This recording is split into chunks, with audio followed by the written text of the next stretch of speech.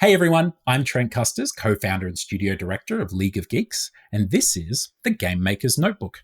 Today I've had the distinct privilege of speaking with Balatro creator LocalThunk. We dive into the podcast like we usually do, talking about his first memory in games, but we immediately get on to how he used to make little games and sims that really only his friends ever played.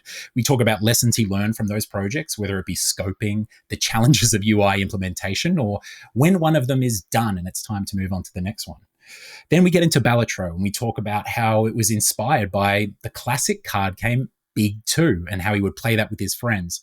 We talk about how the power of the concept of a card, like this idea of a playing card, is almost a universally cultural concept. We talk about how he implemented systems as he went in his design process, how he balanced their interaction, and this idea of ruthless design, as he called it, where removing entire systems would often make the game more fun and more enjoyable.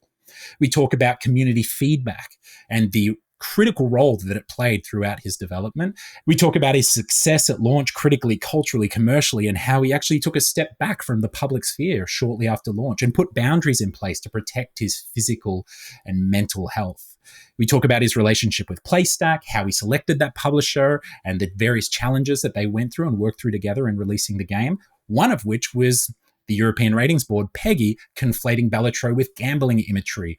And I won't spoil it, but he also has come up with a pretty novel way to ensure that Balatro won't ever be used in a gambling setting ever. So do keep your ears pricked for that bit. And then we wrap up talking about his favorite Jokers, whether aesthetic or because they're gameplay effects, how his personal experiences in his day-to-day life influenced the Joker's creation.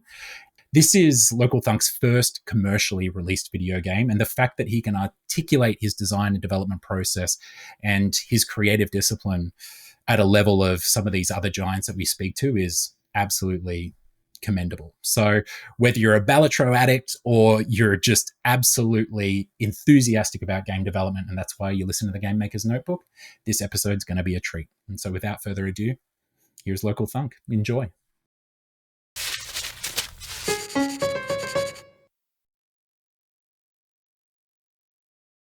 Let's say hello to Jimbo. He's just a joker. In any other game, he is left out the deck and has no value. But in Balatro, Jimbo and other jokers upgrade your poker hands, allowing you to create powerful card synergies. Every run requires a new strategy. Harness these jokers to their full potential and optimize your deck to defeat tricky enemy boss blinds. Wield the mystic power of tarot cards to enhance your individual playing cards and upgrade the poker hands you play with planet packs and vouchers. You will need all the help you can get to survive each round. Do you like shiny cards? Balatro has multiplier cards, lucky cards, glass cards, bonus cards, steel cards, and stone cards. Keep an eye out for cards with a golden seal. Collect stronger editions for each joker like foil, holographic, polychrome, and the elusive negative power. Balatro. Never underestimate a joker.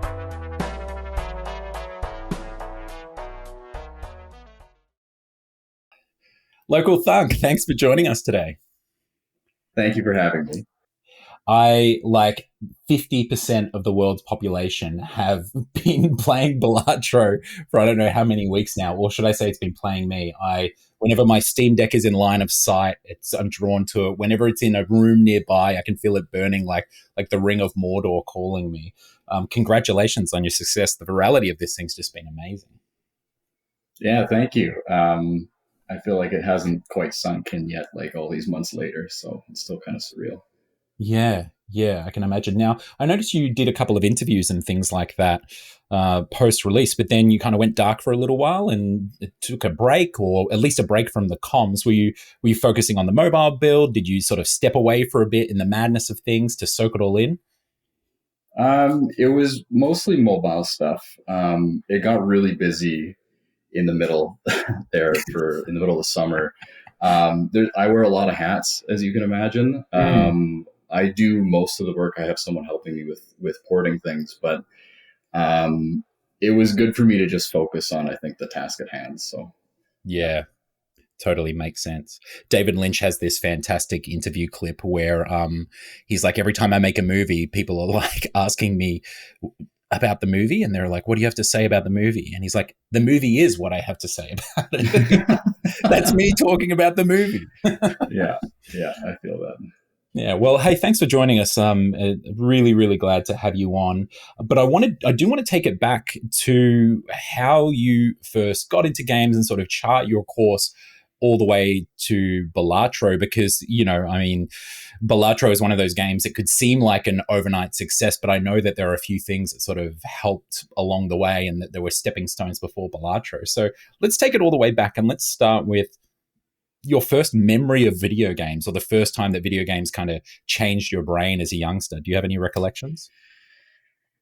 Yeah, I did like video games a lot as a child. I was definitely scolded a few times for being on the computer instead of reading when I was young. So I think the first time I can really remember playing a game was when I was a kid, playing Midtown Madness on our like family PC.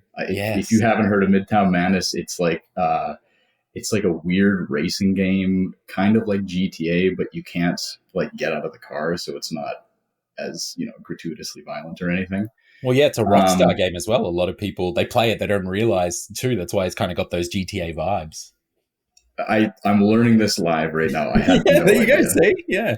I mean, I didn't know as like a 6-year-old playing that game what it was. So. You're like, I believe this is the developer Rockstar game. Yeah, very discerning. Yeah.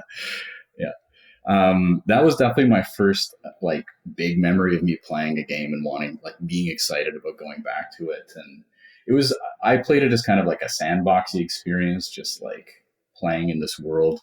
I didn't really race very much in it. I wasn't trying to like beat a campaign or anything. So yeah, that's probably my first memory. Hell yeah. And do you remember sort of as a youngster when it kind of switched from playing video games into a hobby? How early did you get into game development? Oh, that was much, much, much later. Interesting. Yeah. So when I was a kid, I played a lot of video games, but the video games that I played were pretty basic. I think they were like, I definitely am not as like hardcore as a lot of other devs from stories that I hear, but like I was playing, Halo and Call of Duty and, like the Guitar Hero. I was a huge fan of that game. But I wasn't making games at that time, nor did I know anything about coding or making like art assets for in-game or anything like that. I was pretty creative as a child. I like to do art a lot, like physical art. And so that's probably like the closest facsimile type hobby that I had, but I didn't really start getting into proper game development until I was in university. Oh, cool. Cool. Did you kind of wander into that, or what were you studying at university? Well, to start with, I was studying it's like industrial engineering or mechanical engineering is the program I was in, which is not computer related really at all. And partway through my degree, I took this computer science course, and I think we had to make some kind of a game in it. I can't remember exactly. Maybe it was a simulation of something. And I got like totally hooked on it. Something about it was just, I don't know, it clicked with me. And I started doing it in my spare time all the time outside of university. So I'd frequently, be up until like 4 a.m. working on either some kind of a little game or some kind of a little simulation usually. And then in my final year of school, I dropped out of engineering because I was like, this just isn't for me. I'm way more passionate about computer science, and I enrolled in computer science and got a degree in that instead. Okay. Wow. Yeah. So you really kind of like pivoted there. Yeah. Yeah. And these like little side projects I was working on were kind of the catalyst for that too. So, and I enjoyed like the final couple of years of my school way more than my first few because of that. I was following something I actually cared about. So. God, it's amazing. Isn't it amazing how we can just stumble into something that we like genuinely like adore and love, and you're like, oh, maybe this should be the thing that I'm like paying all this money to study and might do for the rest of my life in some way. Yeah, and especially like people kind of talk to me about it. They're like, oh, don't you ever think about going back and finishing your engineering degree? Because it would take me like a year to get an Right. engineering Yeah. degree at this point. But I keep thinking like, why, I picked the thing I want to do. It's not, I don't look at it like wasted time. It's just, I know what I want to do now. So, Mm. um, so yeah, it's funny, the story of how you get to where you are. But, Yeah, totally. Totally. Do you remember the moment that sort of inspired you getting stuck into these little kind of like sims, or like what kind of was the sort of the light bulb moment, or the little thread that you pulled on that sort of got you tinkering away at something? I don't know. I feel like I was treating it almost like the first few programs I made. One of them was a game. It was like I can't remember what the game's called. It's a really common word game that beginning programmers make, and it's where you have like a 4-letter word and you have to change Mm. it to another 4-letter word, but you can only flip one letter at a time. Okay, cool. I remember I made one of those, but most of the projects I was working on were like simulations of like cellular automata or like a temperature map simulation, and it almost felt like I had an anthill or like an ant farm, and I was controlling the parameters, and I could see the results of like little numbers that I was tweaking. Mm. I think that part was really addictive for me, and I kind of held on to that for most other projects I've worked on since then. I'd say Balatro might be actually the exception to that, where there's no AI, there's nothing, there's no simulation of NPCs per se. So it's quite different in that sense for me, because usually it was kind of a way to create some kind of a world and watch it go. Yeah. Well, God, you've done that in some way, shape, or form, right? It's amazing, these strategy and like these deck builders and stuff. They are a simulation in some way, shape, or form, right? Like Mm-hmm. there's the constraining of both ends, or the different things that you inject into it and everything that will create different outcomes. It's not surprising that it's kind of led you down this path. Yeah, yeah. There are some, I think, similarities for sure. As much as I think that some of the other projects I've worked on are more simulation esque. I have heard that a lot.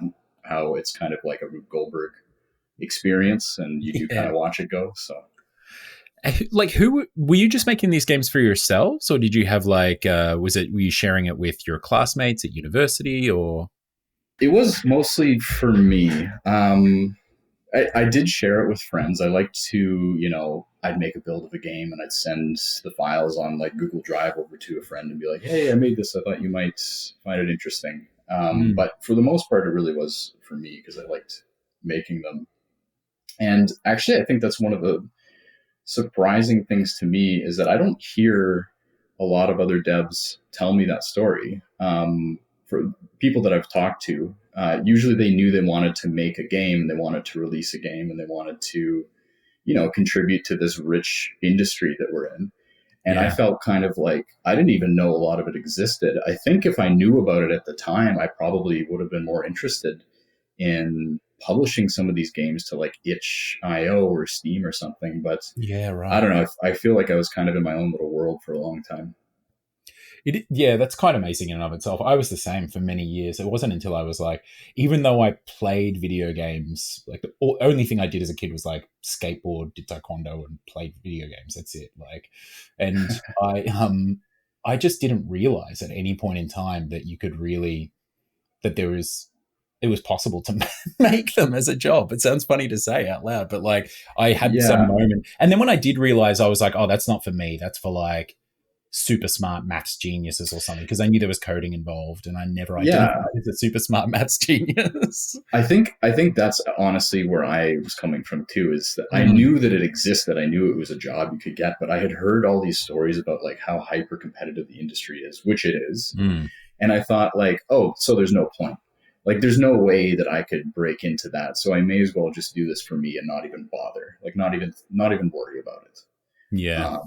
So I completely understand where you're coming from that. I think that's really what I was thinking the whole time too. So Yeah. Well, hey, do you have any, like, tell us about some of give us like a sort of a shout out of a couple of or a few of these like little simulations or games that you think kind of really helped, because as developers or as creatives, you'll know this as an artist, right? The things that we make, they help develop our style and our creative voice and our artistic voice. Were there some games that you can think of that really sort of were watershed moments in regards to developing your own voice? Because you've clearly arrived with Balatro with a very distinctive creative voice as a developer. Yeah, I do think there were some really important moments for me. I think a lot of moments of failure, which is really important too. But the biggest one for me was a game. I can't even remember the name. It might not have had a name. It's probably called Map Game, if I'm being honest. Map Game or Math Game? Map Game. Right, yeah, Map game. I'm a big geography nerd, or at least I was in university. And I was watching videos of Europa Universalis, and then I got into that game. And I wanted to make that game is notoriously there's a lot of systems. It's complicated. It's classic it's hard to get paradox into, game, right? And I have a very short attention span. So I felt like, I want to make a simple version of that game where you have, countries and you simulate their borders and they go to war and they have allies and they can have rebellions and create, historically accurate countries of that region. And I spent so long in this game. I actually spent probably longer than I did on Balatro on this game. Oh, wow. Probably 3 years I worked on it. And it was so much fun to make. It was amazing. I love that game. I don't know if it's any fun. But I mean, to me, the hobby is making games. It's not having had a game be made by me. It's like the process of making games is so fun. And that was 3 years of me having an amazing time in my, as a hobby. So, that was really important for me because it kind of, what I think it taught me is that I need to go crank it up to 11, get obsessed, spend too much time working on a part of a game or a part of a project that you don't think anyone's really going to pay attention to, because that makes the game better, but because that's ultimately what's the most rewarding for me. And I think I've held on to that in Balatro. I think there's a lot of things I did that with in Balatro as well. So yeah, that's the biggest one for sure. Just to shout out another one. There's a game I used to play as a kid called Crokinole. I believe it's a Canadian board game, where it's kind of like shuffleboard, but smaller. You flick a disc from the edge of a circle into the middle of the circle, and it scores kind of like curling. It's hard to describe if you haven't played it before, but it's a very physical, tactile, physics-based real life game. And I made a version of that. It was the first time I dabbled in physics simulations per se. Right. And I also, it was the first time I developed an AI that could beat your ass if it's on the highest difficulty. And that was a lot of fun too. I had a lot of fun making that. So yeah, those are two that I wanted to shout out in particular. Yeah, hell yeah. All right. Well, you mentioned, something that we love on the podcast as well are failures, right? And the lessons that we learn from them. Mm-hmm. What was, you worked on that game, Map Game, for 3 years. I'm sure that was pockmarked with failures along the way, right? Large and small. Are there any in particular that come to mind? Big lessons? Yes. I think this is kind of a technical answer maybe, but I think it's important for game devs, and that's I crashed and burned on implementing a UI. I think any game dev can resonate with this. That UI is the hardest part of making a game. Holy crap! And I wasn't using a library for anything. I was trying to implement it all myself, and so I wasn't using much for the rest of the game. And it's easy enough to make a square on the screen into a different color. But then making it into a button that reacts the way you want it to every single time and it displays information correctly. And it's hard. It's really hard. So I never got it to work. I spent 3 years on that game and I just I gave up on the UI basically. So you kind of have to just know what's going on with it. That was one failure. So I feel when I started Balatro, I approached it from a UI first perspective, get this down 100%, and then you can, then it's easy to design the game from there. And when you say get this down 100%, do you mean like the technical infrastructure for setting up your UI, or do you mean wireframes and sort of having it sort of Oh, wireframed out? no, not wireframe, because I feel like those are the kinds of things I change all the time. But getting the Yeah. foundation of the game infrastructure down, so I can modify it and I can add buttons easily and remove them easily and whatnot. Yeah. But also, like, I like making my own mistakes and not using like a library for some of these things, because I know how everything works now, and I know I'm the only one to blame. So I know I'm the one that has to fix it too. Hmm. So yeah, that was one of the failures I had in that game. I think another one is the scoping. I think every dev also has issues with scoping as well. But I was trying to add like historically accurate countries that could pop up in every region of the world, and I got through North America, and I was like, oh my god, there is no shot I can do this for the rest of the planet. Like, it's going to take years for me to do this. What was I thinking? But I already started, so I just kind of gave up on that part of it too, because it's like, I'm not going to work on this for the next however long. But something that I learned from my background in art is that if you're working on something, and well, for me at least as a hobbyist, if you're working on something and it's not like bringing you joy anymore, and you're not having fun anymore, you have to let yourself give up, let yourself fail, move on to the next thing, because the next thing's going to be better. Yeah, interesting. So do you have is there a kind of a through line in your experiences with making these games because I'm taking from what you've said that none of these kind of had commercial aspirations, right? Until Balatro. Like you were Oh just, yeah. yeah, you were just kind of, as you say, in it for the journey, not the destination. So I remember talking to Tan and Zach Adams from Bay 12 Games, the creators of Dwarf Fortress, and they're similar in many ways, and they would, just make these games. And I was like, how would you know when to step off them? And they were like, when we'd ran them into the ground, when we'd basically reached a complete design or technical dead end and there was nothing left and we had to abandon it basically. There was no more blood from that stone. Is there a similar through line in when you found it's time to drop a concept, whether that be at 3 months or 3 years? Yeah, actually, I really like that answer that they gave. Well, for me, like I mentioned before, the reason why I make games is because it's fun. The process of making games is really enjoyable for me. I like making games more than I like playing games. So for me, I think it's kind of simple. Like, I stop working on a game when it's not fun to work on anymore, when I have another idea that's better, or when the vision is just like, this is about as far as I want it to go. It's good enough. Yeah. And I try not to make myself feel guilty about that, because I think if you make yourself feel guilty about it, then it adds a little barrier to starting the next thing. Yeah. So because I never had commercial aspirations for these things, I never had like a deadline or a timeline or a roadmap for what 100% looks like. So I think it was easy for me to stick to that ethos. Yeah. Yeah, and I mean, if you're in it for the journey, not the destination, what a fantastic metric to decide when to step on to the next thing. Mm-hmm. That's great. And I guess, also it sounds like you're part of the journey for you is in the discovery and the learning. And so if you're not enjoying it, I imagine that the growth or the learning that one experimental project can provide is kind of exhausted, right? Yeah. Yeah. Like, I think I would get pretty bored if I was working on the same exact thing over and over and over again for like a decade. That might not be true, but I do think I need to have kind of a change of pace and like a new exciting idea to keep things fresh. Yeah. So yeah, definitely. And are you rolling your own engines for these games, or are you working out of Unity? Or I don't even know. It's one of the things I didn't check in my research here for Balatro. Well, it's a complicated answer, because I think like the spectrum of made it in an engine and made my own engine, it's like, it's not binary. I think it's kind of like a sliding scale.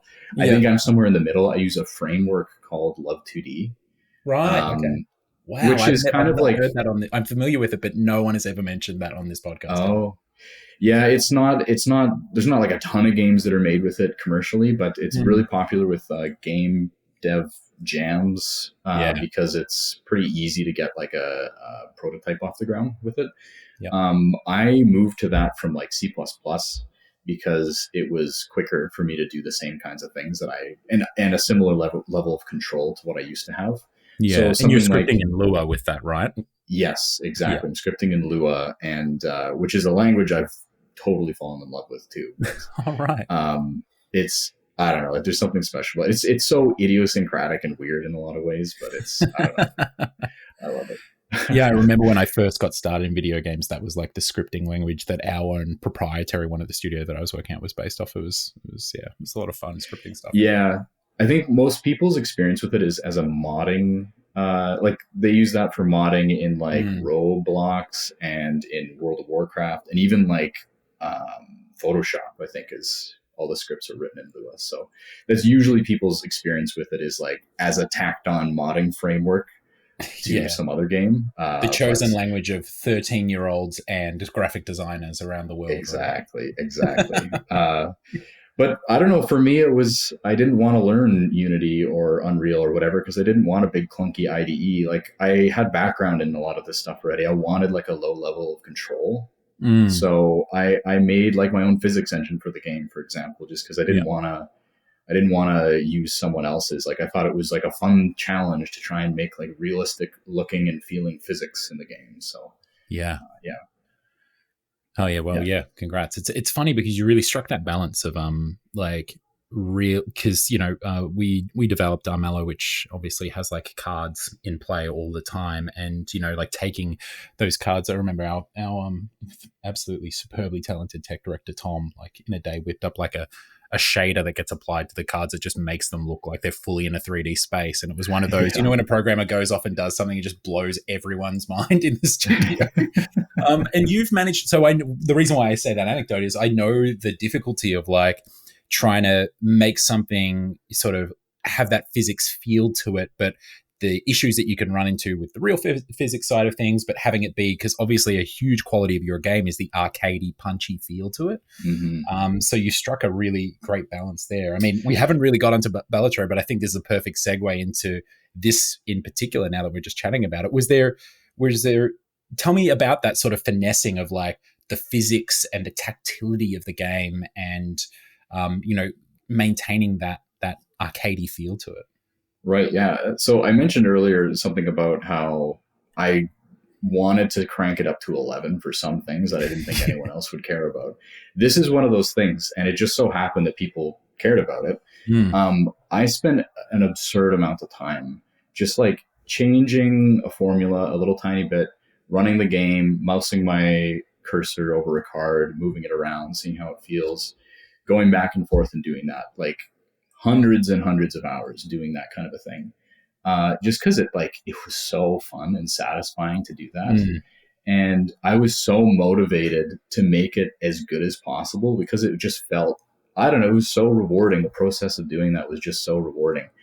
And I think I really lucked into the fact that a lot of those things in Balatro that I wanted to crank up to 11 like that, people resonate with. They also enjoy interacting with those things. So that's why I did it. At least I spent a long time on the physics because it was just it was a joy to kind of explore that problem set myself. Yeah, and it's amazing. Like I will talk a little bit more about the late game later on, but just like what it adds and brings to the comprehension of the game at, because obviously you have turned it up to 11 and it feels so punchy when these cards are like slamming down or, shaking or doing their thing, and they're all juiced up in this way that's, really kind of centered in this really physical tactile feel. But even when you ramp the game up to 4x speed and you're like at the end game and you've got like multiple malts hitting on cards and everything like that and crazy shit is going on, it's amazing that it still holds together. Were you tweaking, like, were you looking at both ends of things? Did you kind of have a save game, late game, and sort of like booting that up and seeing how it looked in that and then going back to like sort of 1x play? Or was it kind of just organically keeping an eye on things and making sure it didn't sort of fall apart later on? Well, that one was, so I would finish working on one thing, like, for example, the juice in the cards. And then I would like turn up the game speed and be like, okay, how high can I make this game speed before this ship starts falling apart? Like how fast can we make this thing go? Yeah. And I kind of would tweak it from there. So every time I introduced a new thing, like the flame effect is another one. Every time I tacked on a new thing like that, I would be Yeah. like, okay, how far can I push this thing before it really starts to like show its cracks? And then just get obsessed over that and make sure it looks good from as the zero slides from 0 to 1. Make sure it looks good along every step of the way. Yeah. Yeah, that's great. It's amazing. I think obviously you've done a lot of work here just in that process, even as like a little microcosm of it, in retaining that comprehension across the various speeds and, how, the multiple layered effects and everything that can happen in the late game. But I'm always amazed at like what a human is capable of comprehending in like when they're an hour into flow state. Yeah. They're just like you've got them locked in for the last 59 minutes. They haven't blinked. Like what a human can like pass in regards to information is severely impressive. Always blows my mind. Mm-hmm. Mm-hmm. Definitely. All right. Well, look, we kind of skipped ahead into Balatro. So let's do it. Let's go right back to the start of Balatro. Talk to me. Tell me what the year was, the month, the day, the place you were when it kind of hit you, the seed of this idea. Okay. I have a story about this, actually. It's maybe even a little earlier than you're expecting. I'm into it. Let's go. When I was in high school, me and two of my close friends, I'm Canadian, by the way, we would go to Tim Hortons, which is a Canadian staple coffee shop. We would go to Tim Hortons quite a few weeknights every week, and we would play card games with each other.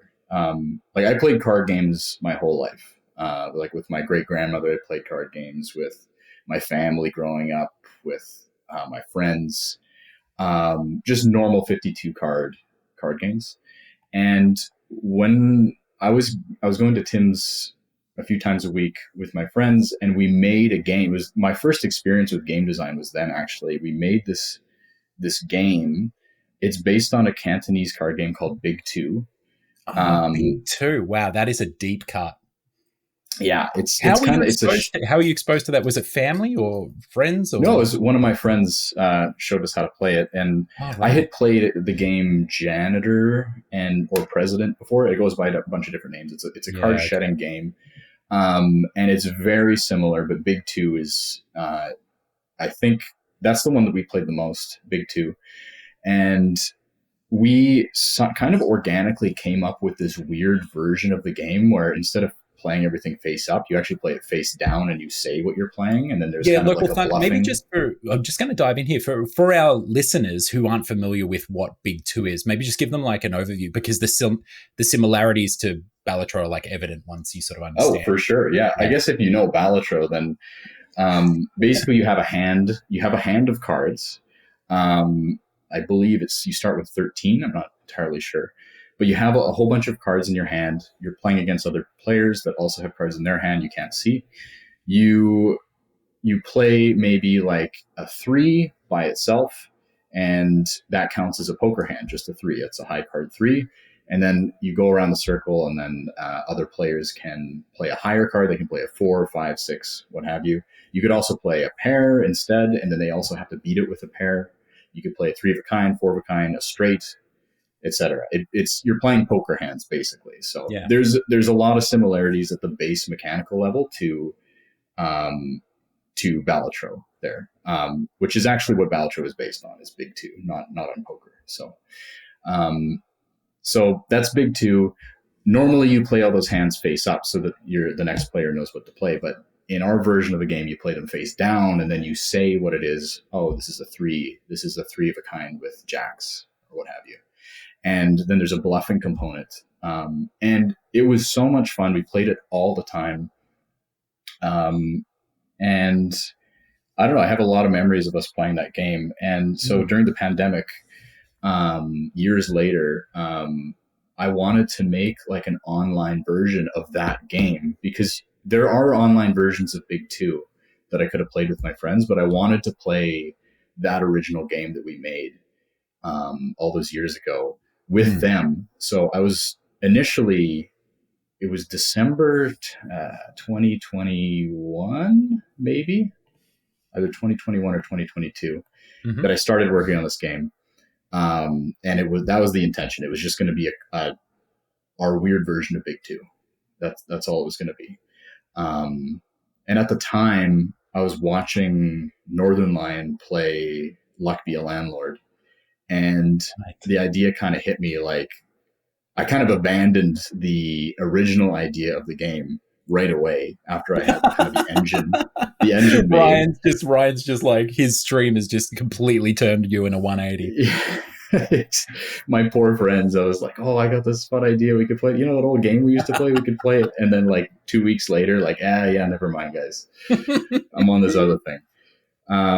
So I really enjoyed Like Be a Landlord. I enjoyed a lot about it. One of the things is how non-gamery it was. It wasn't soaked in this fantasy lore language that I didn't really identify with because I wasn't playing these games growing up.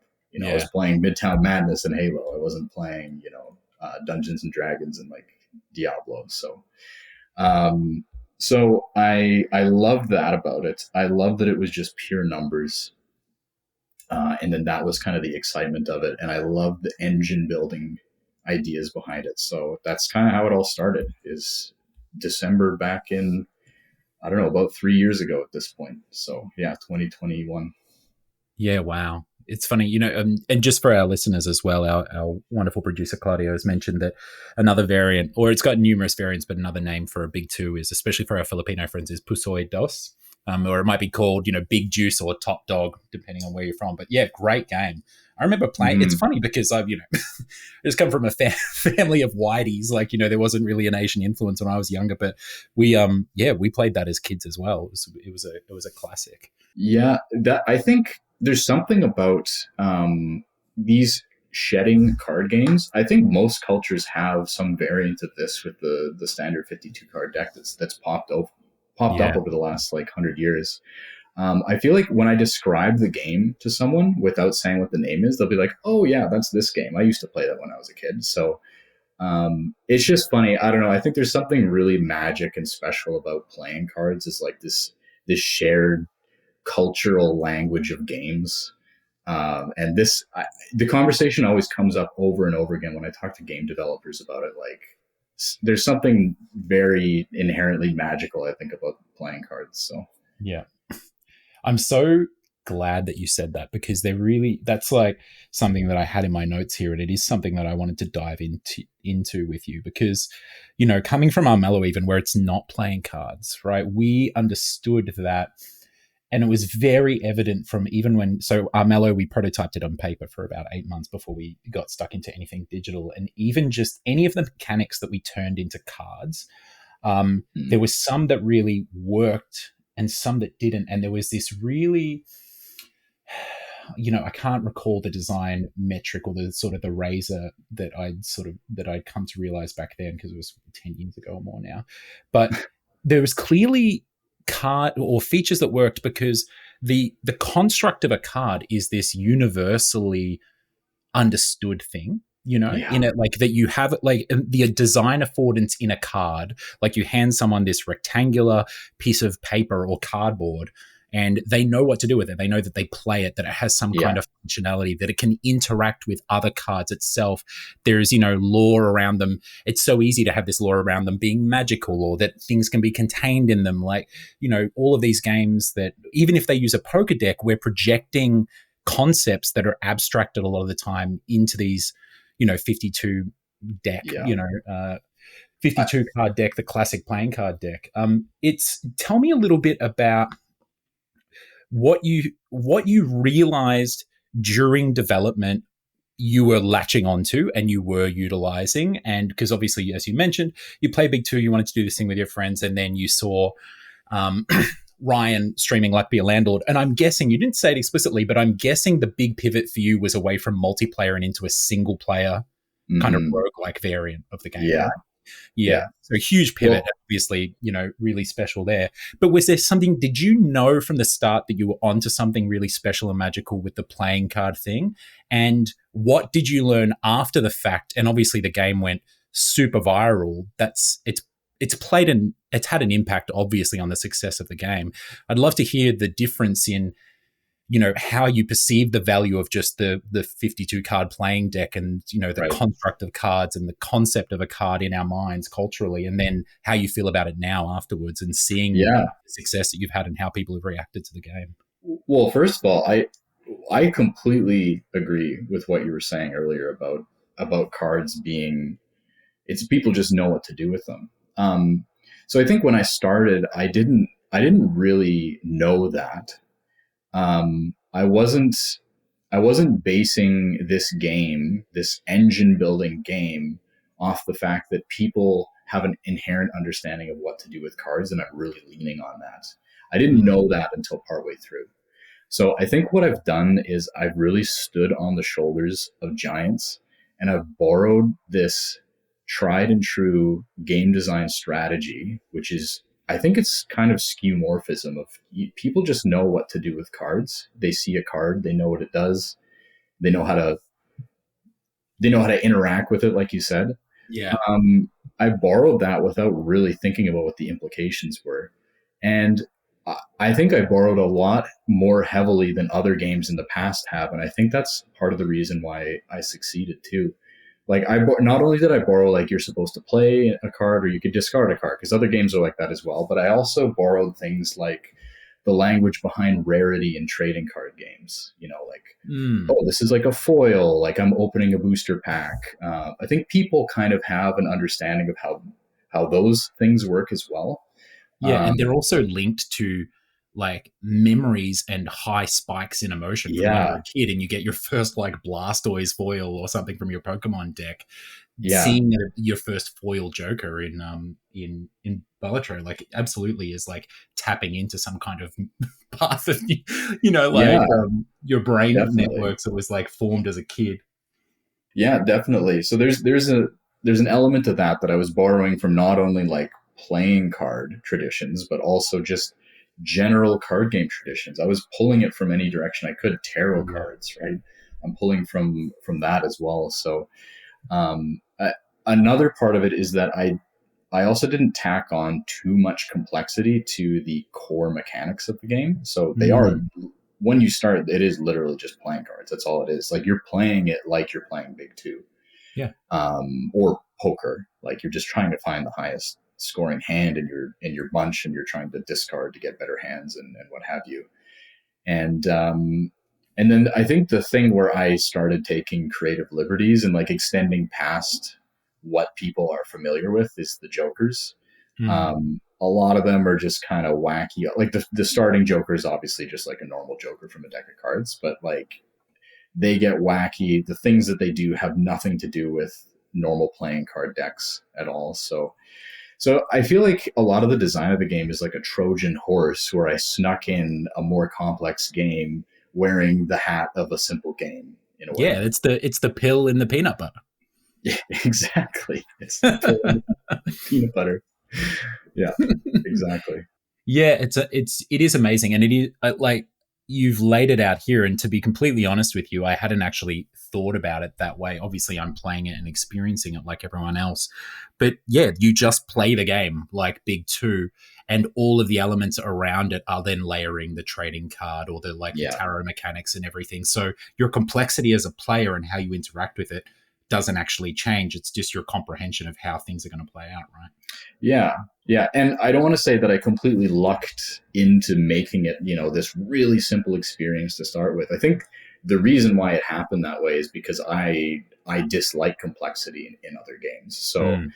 So I was really hesitant to add, really long descriptions, really complex interactions between two single elements of a game. I think the Yeah. complexity is better when it emerges between, more nodes than just Mhm. like a couple, really complicated things. I don't think I did a perfect job of that part, but yeah, I think because I'm so averse to complexity in other games, I think it was just kind of naturally that that's how this game evolved.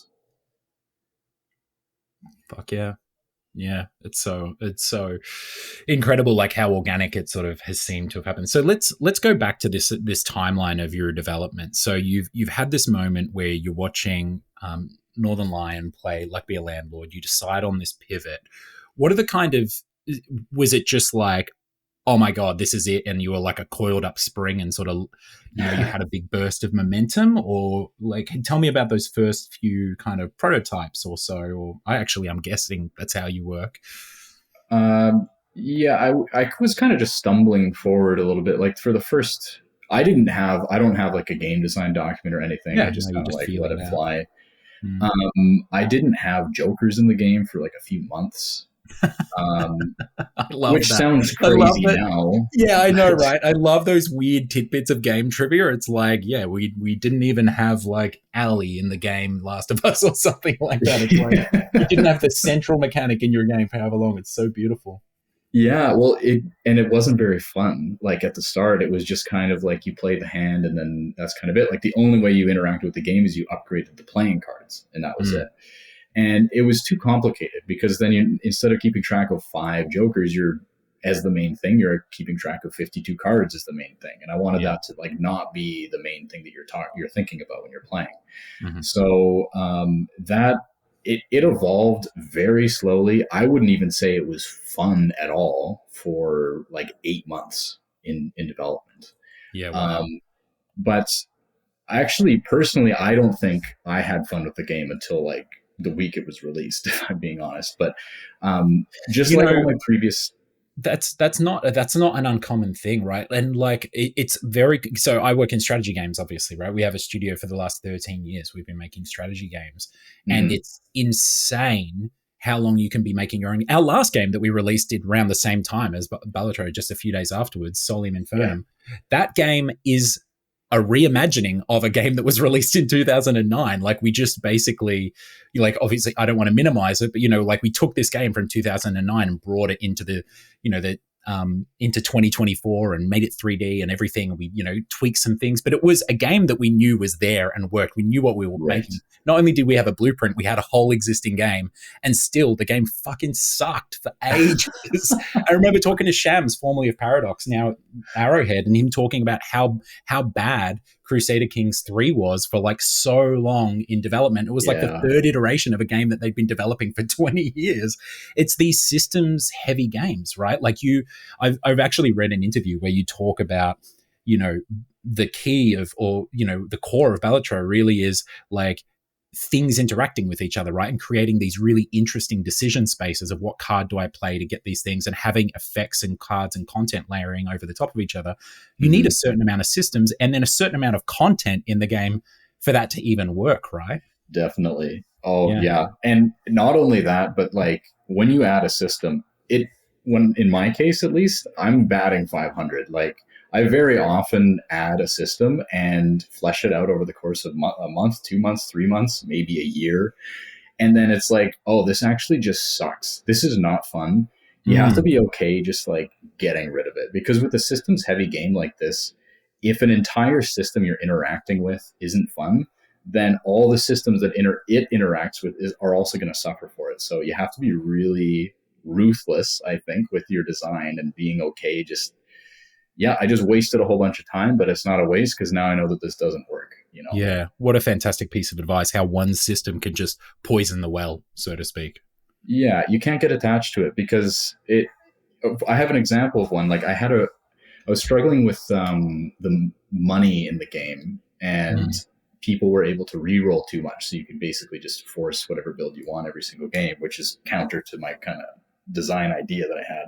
Mm. And so I was like, oh, I'll just introduce a new mechanic, a new currency for re-rolls, just for re-rolls. Implemented it, added some items around it, and it just sucked. It just plain sucked. I spent a lot of time on it. And I remember deleting it the one day and then playing it again. And I was like, oh, this is just way better. I don't know why. Like it's so obvious that that wasn't the right thing to do. But now I know, you know, so I can move past it and I can try and find a different solution to the problem. Wow. Yeah, yeah, incredible stuff. The things we discover when we were going, and just like, you know, I really learned that lesson early on in my career too. I remember I was working on a game for Warner Brothers, like a licensed game, and the producer came out from Warner Brothers and like asked me to change something, and I was just so against it. And he basically just put his foot down and he was like, "Change it, dude." And I was like, "Okay," I changed it, and the game was immediately better. Yeah. And it really taught me something real like there that I took forward with me moving on, which is exactly what you're saying. It was the same moment for me in games. Now, I Yeah. did interrupt you there. You were talking about, implementing the Joker and how you sort of came to figure out Right. that the game wasn't fun. Yeah. Right. So what I did in that case is what I always did when I was making games, and I was working on the game for probably a few months at that point, Mm. and I was having no fun in actually playing the game. I was having a ton of fun making it, but I didn't think the game was any fun itself.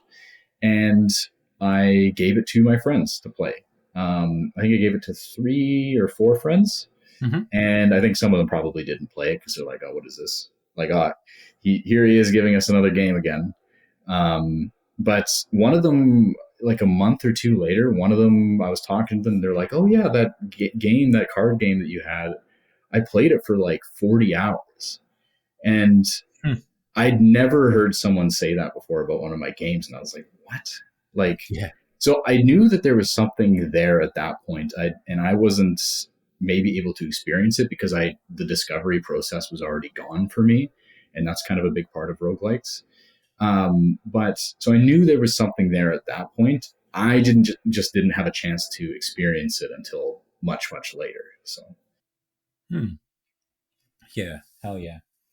Okay, so what were the kind of watershed moments of the game really coming together for you? That was one, like you sort of charting the development in regards to like big discoveries or big, because Mhm. another thing that is quite incredible about Balatro's development is that you're actually not a roguelike or deck builder player, right? Like you explicitly Yeah, went out of your way not to play those games so that they wouldn't, to use the analogy again, right, poison the well, right, in the way that you're yeah, approaching these things. And I've read something where you've spoken about, the node maps for deck building progression and stuff like that, of pathways you can take, and how you might have just co-opted that had you seen it yeah, previously, which would yeah. have been obviously the wrong decision for Balatro. Like, talk to me a little bit about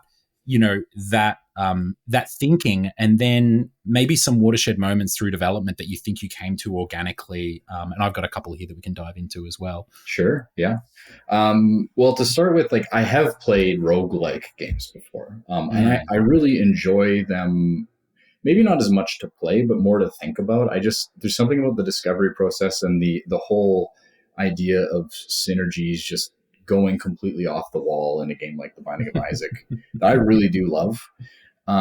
So when I started working on Balatro and I knew it was going to be a roguelike, which was probably within the first month, I decided then like avoid roguelikes, don't play any deck builders. That to that point, I hadn't played one before. Like I saw Northern Lion play Luck Be a Landlord, so Mhm. I knew how that game worked. But I was like, stop watching it. You're gonna learn too much, and instead do it yourself. And the reason why I did that wasn't because I wanted to make some crazy commercial success. I didn't want to make something that was unique. I wanted to make something that I didn't know. I wanted to dive into unknown design space myself because it's way, way more fun to do that than it is to do like a technical demo where you're just re-implementing something that you see.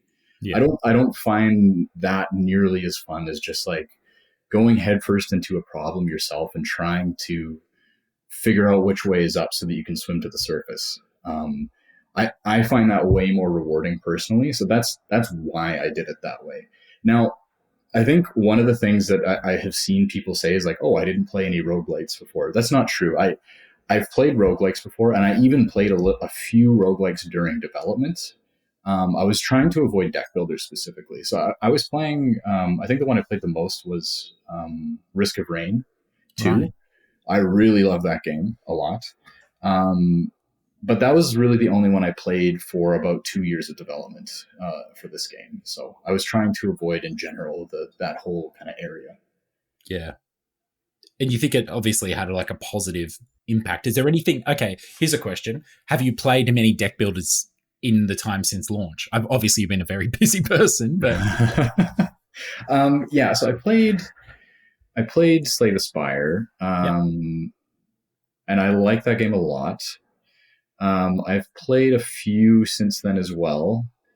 Um, yeah, so I do play them now. I don't play them a lot. I just don't really play video games that much in general, to be honest. But um, I do pay attention to them a lot more because I feel like I'm an industry participant now, and I there's a lot of things I really appreciate about some of the nuanced design ideas that people come up with now. Mm. And it always makes me so thankful that, like, oh, thank God I wasn't paying attention to this stuff when I was working on Balatro, because it would have ruined it.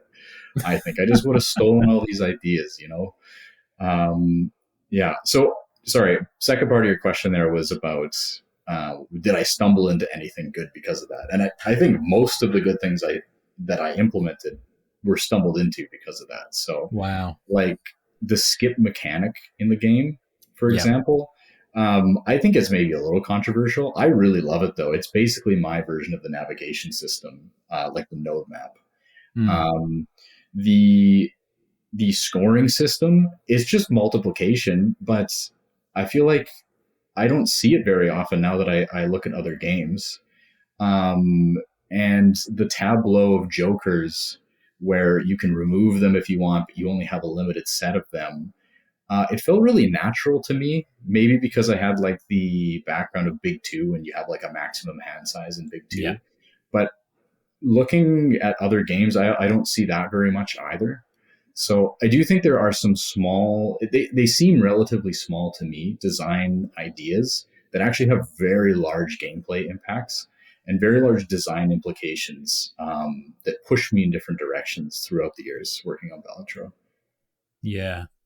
Well, you actually touched on one that I absolutely want to dive into, because the blind skip mechanic it's so different to the risk reward proposition that a lot of deck builders propose, and especially like even a lot of roguelikes propose, that I think I was playing Balatro for 6 to 10 hours before I bothered to like actually see what the value proposition was that it said on it. Yeah. And I was like, oh, wait, this is good for me if I do Yeah. this. Like, this is very interesting, right? And then it changed up the entire way that I played Balatro. And I think this is something that happens as you play Balatro, and like, you know, the various systems and mechanics sort of unfold in front of you and the possibilities unfold in front of you. You have these like big light bulb moments, but a lot of that is kind of like almost knowledge gated in a sense, or like you're a comprehension. You reach a point that's then like Mm-hmm. opens up the next layer of thinking for you.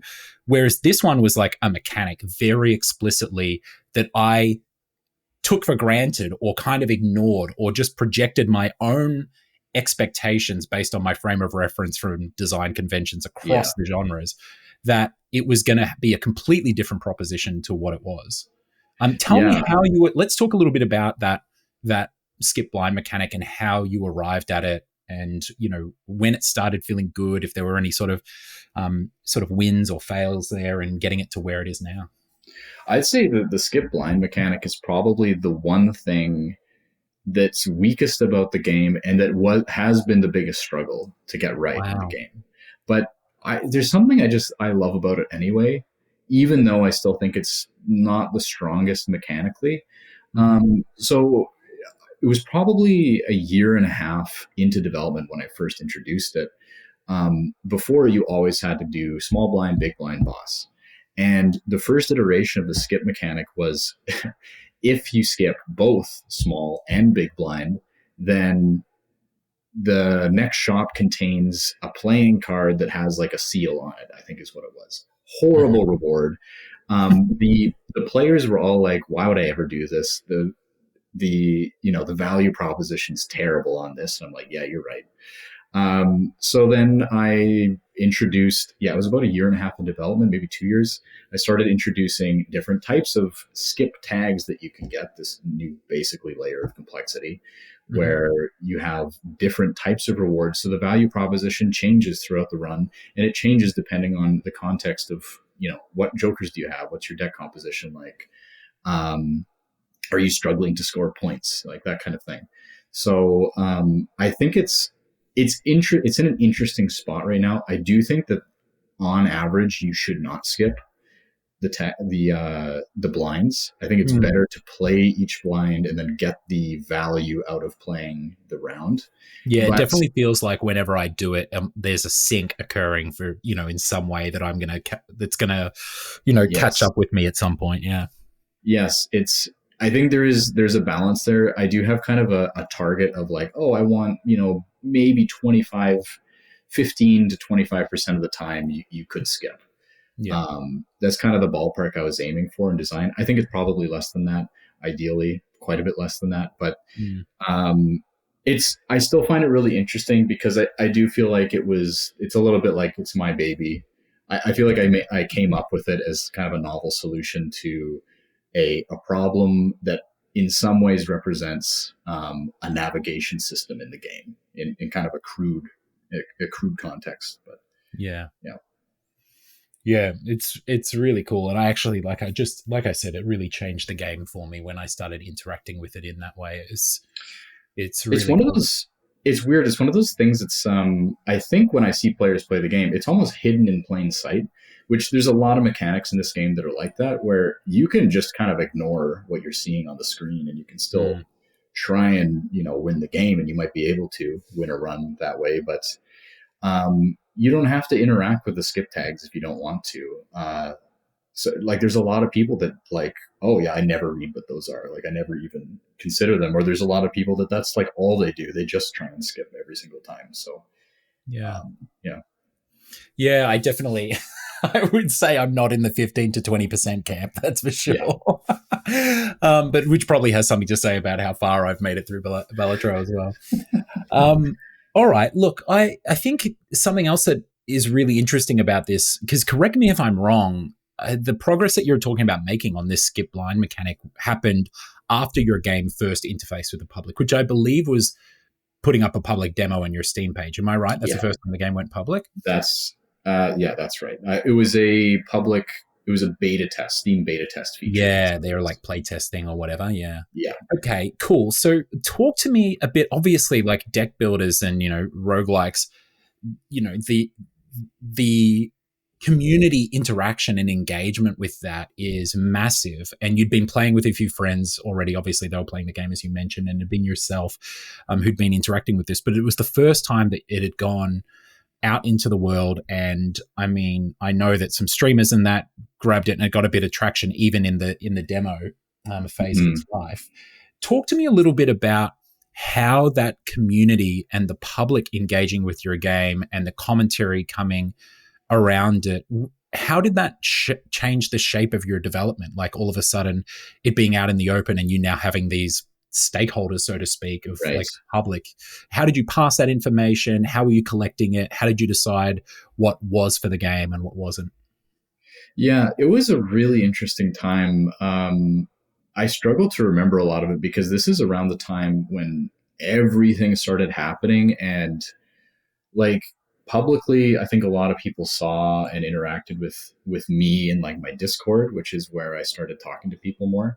But like in my private life, there was a lot going. I was, trying to make a company at the time, and I was talking to Playstack about a publishing deal, and like there was a lot going on. So I struggle to remember all the details, but basically in May of 2023, I posted a Steam playtest feature, which you get basically the full version of the game, and you go into a queue, and I allow however many people to get the full game, and then they join the Discord and they say, "Hey, this card's stupid. Hey, this all sucks."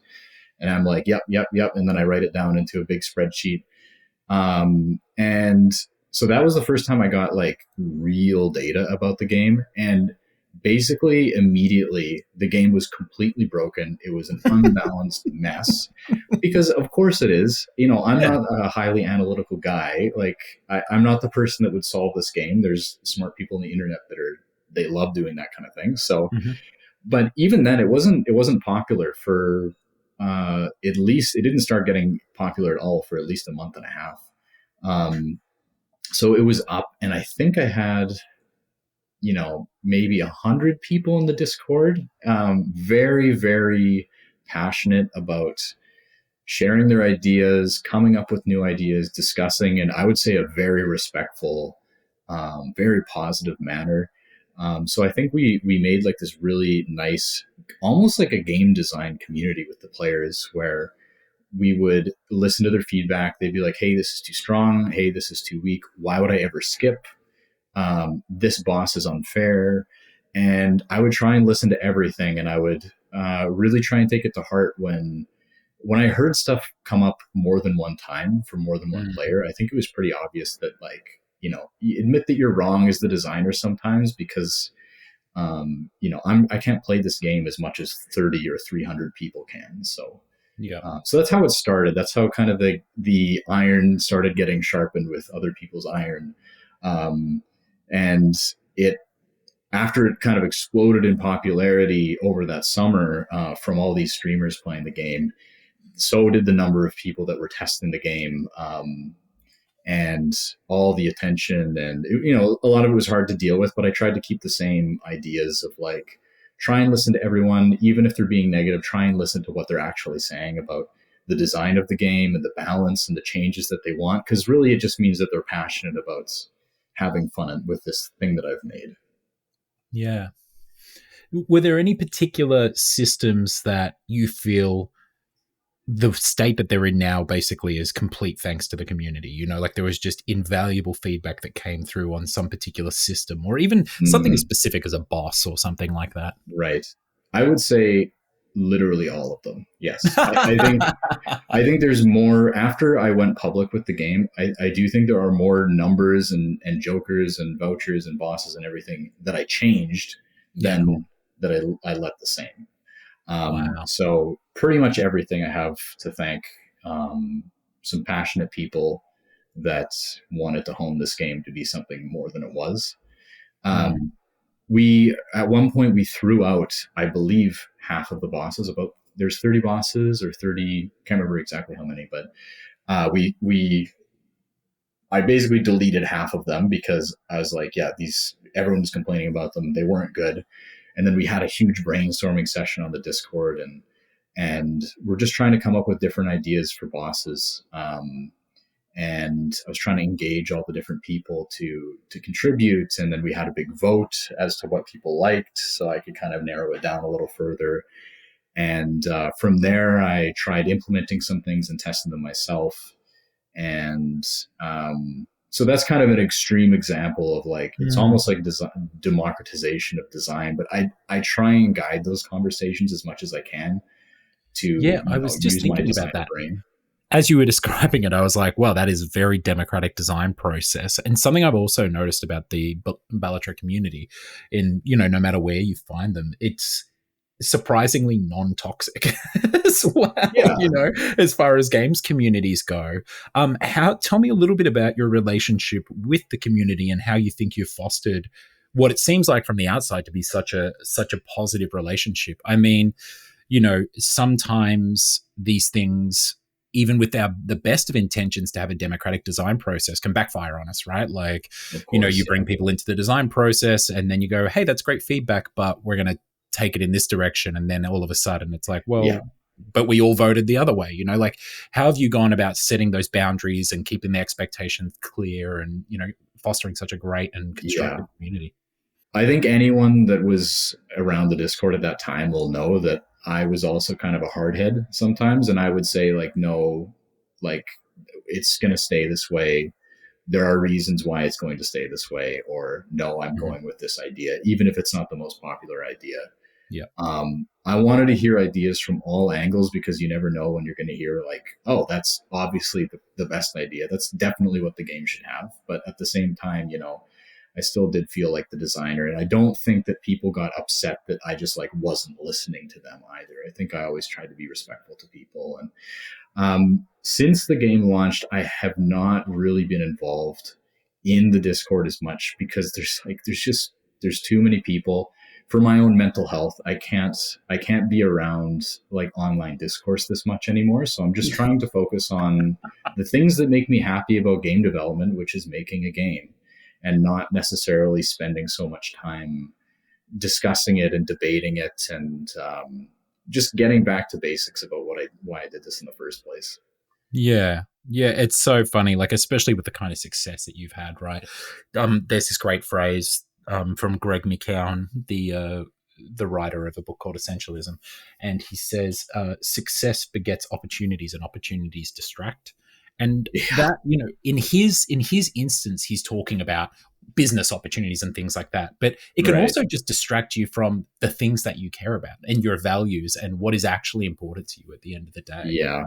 Oh, there's so much truth in that. I feel like I struggle with that a lot, actually. There's just, there's so much noise now. And, Mm, my identity is not, I don't really talk about my identity very much, because that's a big reason why I kind of don't want it to leach into my life in other ways. I'm content with where I am, and I want to keep, I want to go back to those days when I was just like obsessed with making the card jiggle good. Like I want to yeah. just make the card jiggle good again.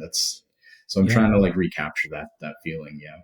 No, I applaud you in setting those boundaries. I think you have to, as someone who's been through like the cycle of having, a degree of success with their game and, being in the public eye and the industry's eye and stuff, like it can be a scary place, and you've really got to actively defend those Yeah. things that you care about. I remember in my first job, the CEO, a wonderful man, he ran a studio of 80 people. And I remember having a conversation with him, and we were getting to these big, long debates or whatever in his office. And he said to me at one point in frustration, he was like, "You think I wanted any of this? You think I wanted to be responsible for 80 people's like families' well-being or putting food on their table? I'm a programmer. I haven't coded in 10 years." And it was Oh this no. incredibly vulnerable moment where I think like he did genuinely enjoy creating a place for talent. And I don't think it spoke to some deep, depression or like anxiety or regret or anything, but it just did highlight, I think for me, and it was a moment of vulnerability of him sharing like how quickly you can slip into these moments of like, oh yeah, I haven't programmed in 10 years. I'm this Yeah. other thing, and it just happened to me. Oh yeah. I feel so bad for I know what he's talking about. And Yeah. yeah, the pull is really strong to just like, I don't know, even like dealing with company things now. And Yeah. there's just so much noise, and it is really easy to get sucked into all of it. I am kind of a little bit getting Yeah. sucked into some of it, but I'm still trying my best to keep a boundary. And it's kind of impossible in some ways. Like, Mm. when I was working on this game and all my previous games before that, there was no temptation for any of this. There was no distraction besides this. It was just like, get home from work. Oh, I'm going to Make boot up game. the computer and draw some silly pictures of Jokers. There was nothing else going on. So Man, that sounds bliss. That's amazing. it was, yeah, it was. So let's talk a little bit now. I think this is a perfect segue into your relationship with Playstack. I mean, you're famously a solo developer on this, but obviously there's a team behind you on the publishing side of things, assisting you with all its. And we will dive into some of the hairier things that they've had to handle as well, like the rating stuff and everything. But talk Right. to me a little bit about your relationship with Playstack, when they came on board, and how it's assisted you in staying focused, or ways in which maybe like some fails along the way in which you've both had to sort of uh, correct your relationship along the way or refine how you work together. Right. Yeah. Well, so to start with, I posted this game it was like May 2023. And then within a few weeks, I think the game only had like 300 or so wish lists at the time. Mm-hmm. I got contacted by a scout from Playstack. I was getting contacted by a few other publishers as well. So I was speaking to, I don't know, 4 or 5 in June. And I was talking to all the devs that work for all these publishers as well. They were gracious enough to give me email addresses of a whole bunch of different people they've worked with Oh, that's in the great. past. And I heard Playstack. I'm not going to mention any other publisher names, but Playstack was the only one that like everyone that worked with them was like, yes, I do not regret working with them. They did great. Amazing. And I got to say, in the time that I've worked with them, I completely agree. They're just a bunch of really good, really passionate people about the industry. Every time a dev asks me, like, hey, would you recommend Playstack? I'm like enthusiastically, yes, they know what they're doing. They care a lot. Like for the terms of the contract, I'm not even sure they were giving me the best offer, but I just, something about the pitch that they gave and the words that I heard from other devs, it convinced me that like, yes, for sure, they are the right people to do this, to partner with. And I regret none of it. Yeah. Hell yeah.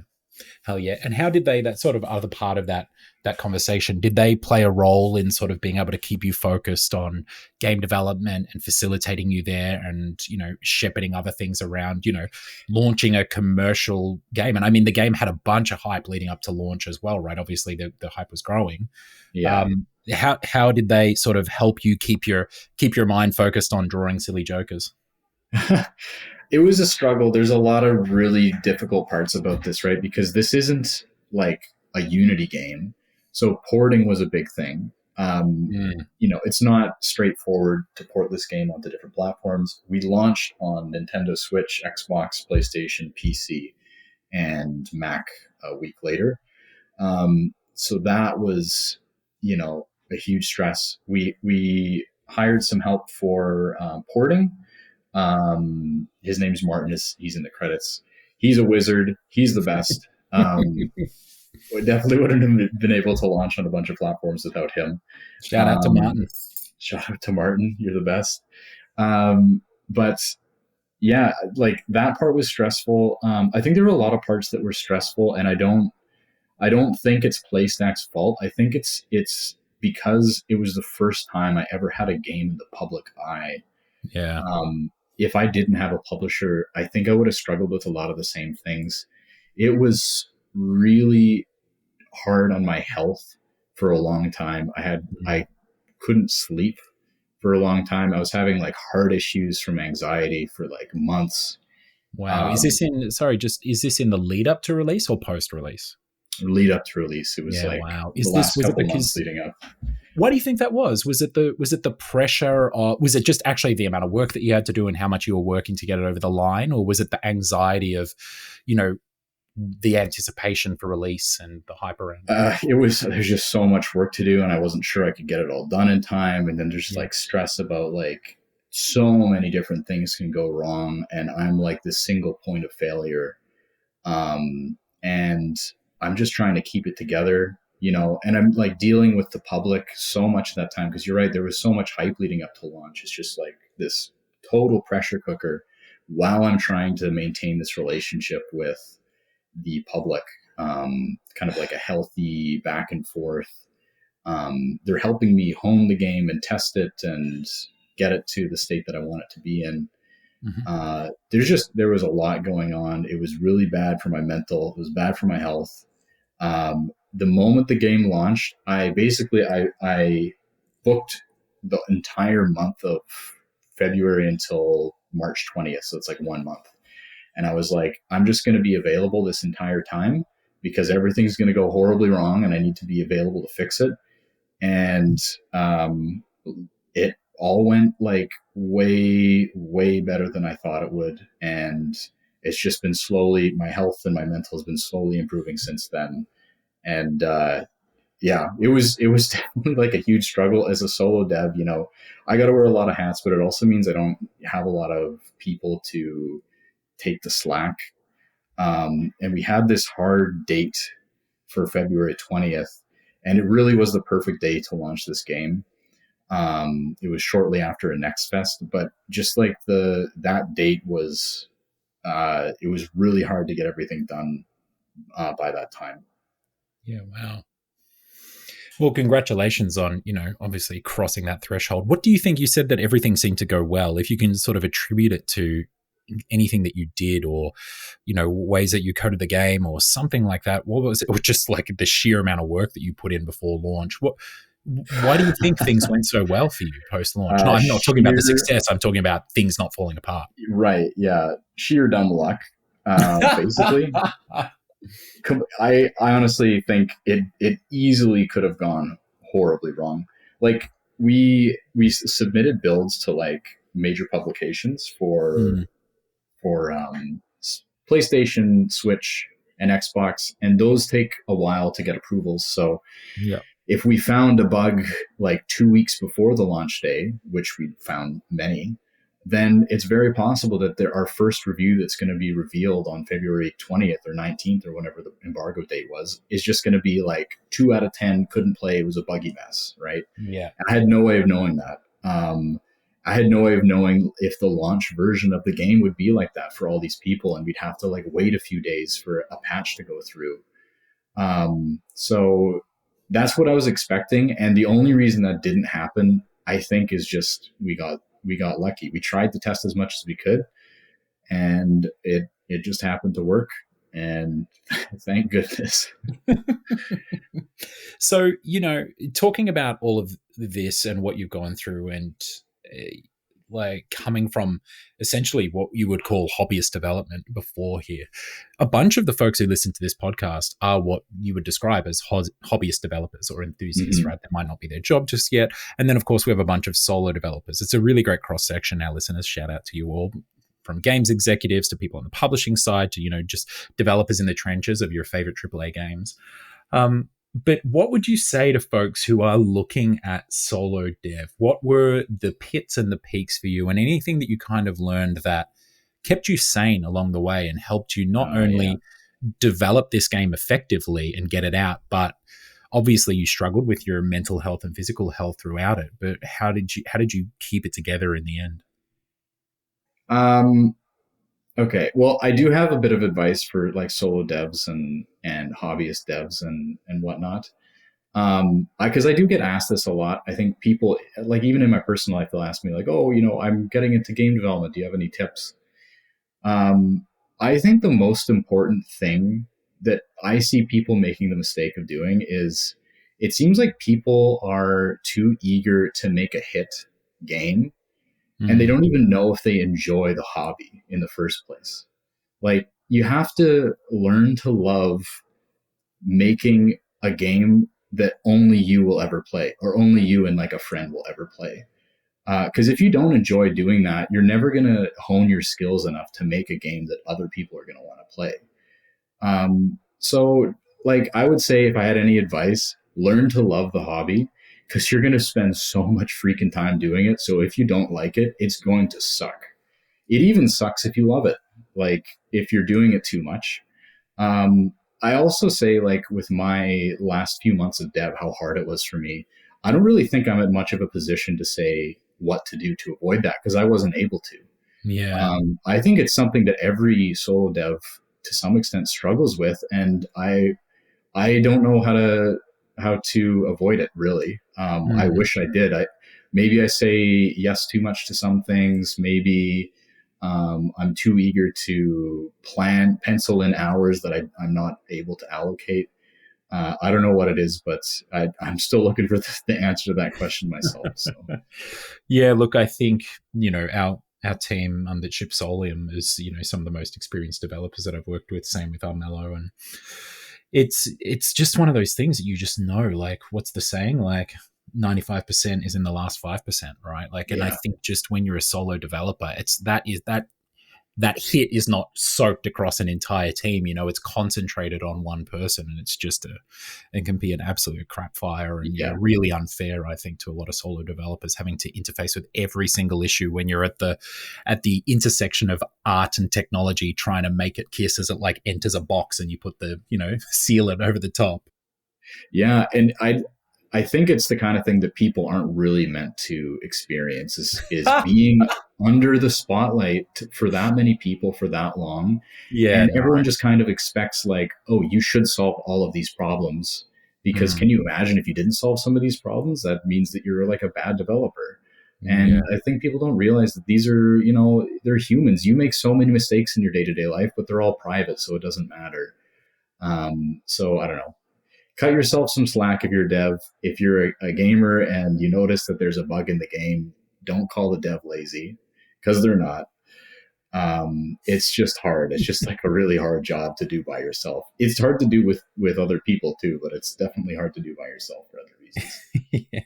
I realized earlier this year that I was getting burned out because, like, the smallest like forum post from some community member like dragging one of our team members would like set me off in a rage for like half a day. And I'd be like, oh my God, I think I'm a little bit too sensitive to this stuff at the moment. It's so protective of the team right now. Yeah. There's so many solo devs that I've talked to since starting this Balatro journey that like most of them have gone through a phase of burnout at some point since then. It's so yeah, I don't think that there's a lot of people that are well adjusted to do this kind of work. I think this is just the kind of work that you need to be able to know how to distance yourself from. Yeah, absolutely. Set up those healthy boundaries, understand. I think over the years as well, you get better at identifying when you're kind of, becoming frayed at the ends or burning both ends of the candle, right? Yeah. Definitely. Okay, well, look, I do want to. You were talking about problems, right, that arise towards the end of release, but you had a very significant and infamous problem arise shortly after release, which was the game disappearing from storefronts, right?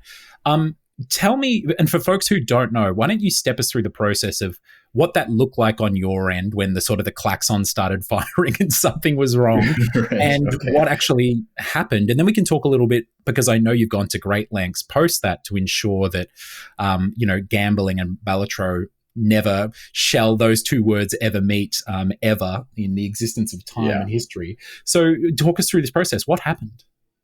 Well, so a lot of this is obfuscated from me because it's Playstack that deals with the ratings. Yeah, that's a Playstack problem, right? Yeah. Yeah, so it's not my fault. Don't blame me. No, but so early on in dev, I think it was way back in the fall, about a year ago, so like 6 months-ish before launch, we submitted our ratings to the various boards to get like a preliminary rating, and I believe Peggy came back to us, which is the European rating agency, PEGI. I believe they said, it's 3+ or something, which is their lowest rating. And then we emailed them and said, can you just make sure that this is the correct rating? We want to make sure we get it right. And they're like, yeah, 3+. Yeah. And then we launched February 20th, 2024. And I think a week later or later that week during launch week, PEGI adjusted the rating from 3+ to 18+, which triggered an automatic system in all the storefronts, like Nintendo Switch's eShop got rid of our game, so people couldn't buy it because it was more than 3 rating level adjusted upwards. So for a portion of the most important week of our game's existence, it would just was unable to be purchased by a large contingent of people because of these ratings changes. Yeah. And I think their justification for it is that it has gambling imagery. And I guess for me, I've thought about this a lot since then, and just understanding, what does that mean, gambling imagery? Is that imagery of playing cards? Is that the word poker? Because poker isn't necessarily a gambling game, only if you bet money on it. In the same way that watching turtles race is a gambling game because you could bet money on it. So is that the problem? Is the problem that I use the term blind and stake because those are gambling terms? Because there's no staking or betting of actual chips or virtual chips, nor is there anything to do with real money in the game. Yeah, no, so, explicitly there's actually, because I was trying to think about this as well ahead of our conversation, and there's actually not a single gambling mechanic in Balatro, funnily enough, right?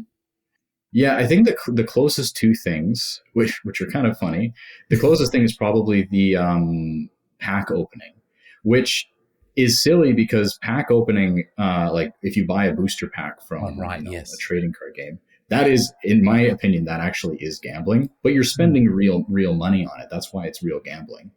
In the game, it's fake money, and the reward is fake. So there's no real monetary gain or loss. There's nothing of true value being gained. Yeah, there's no input or output of real world value into the game. Yeah. So it's a risk reward mechanic. Same thing with the Wheel of Fortune tarot card.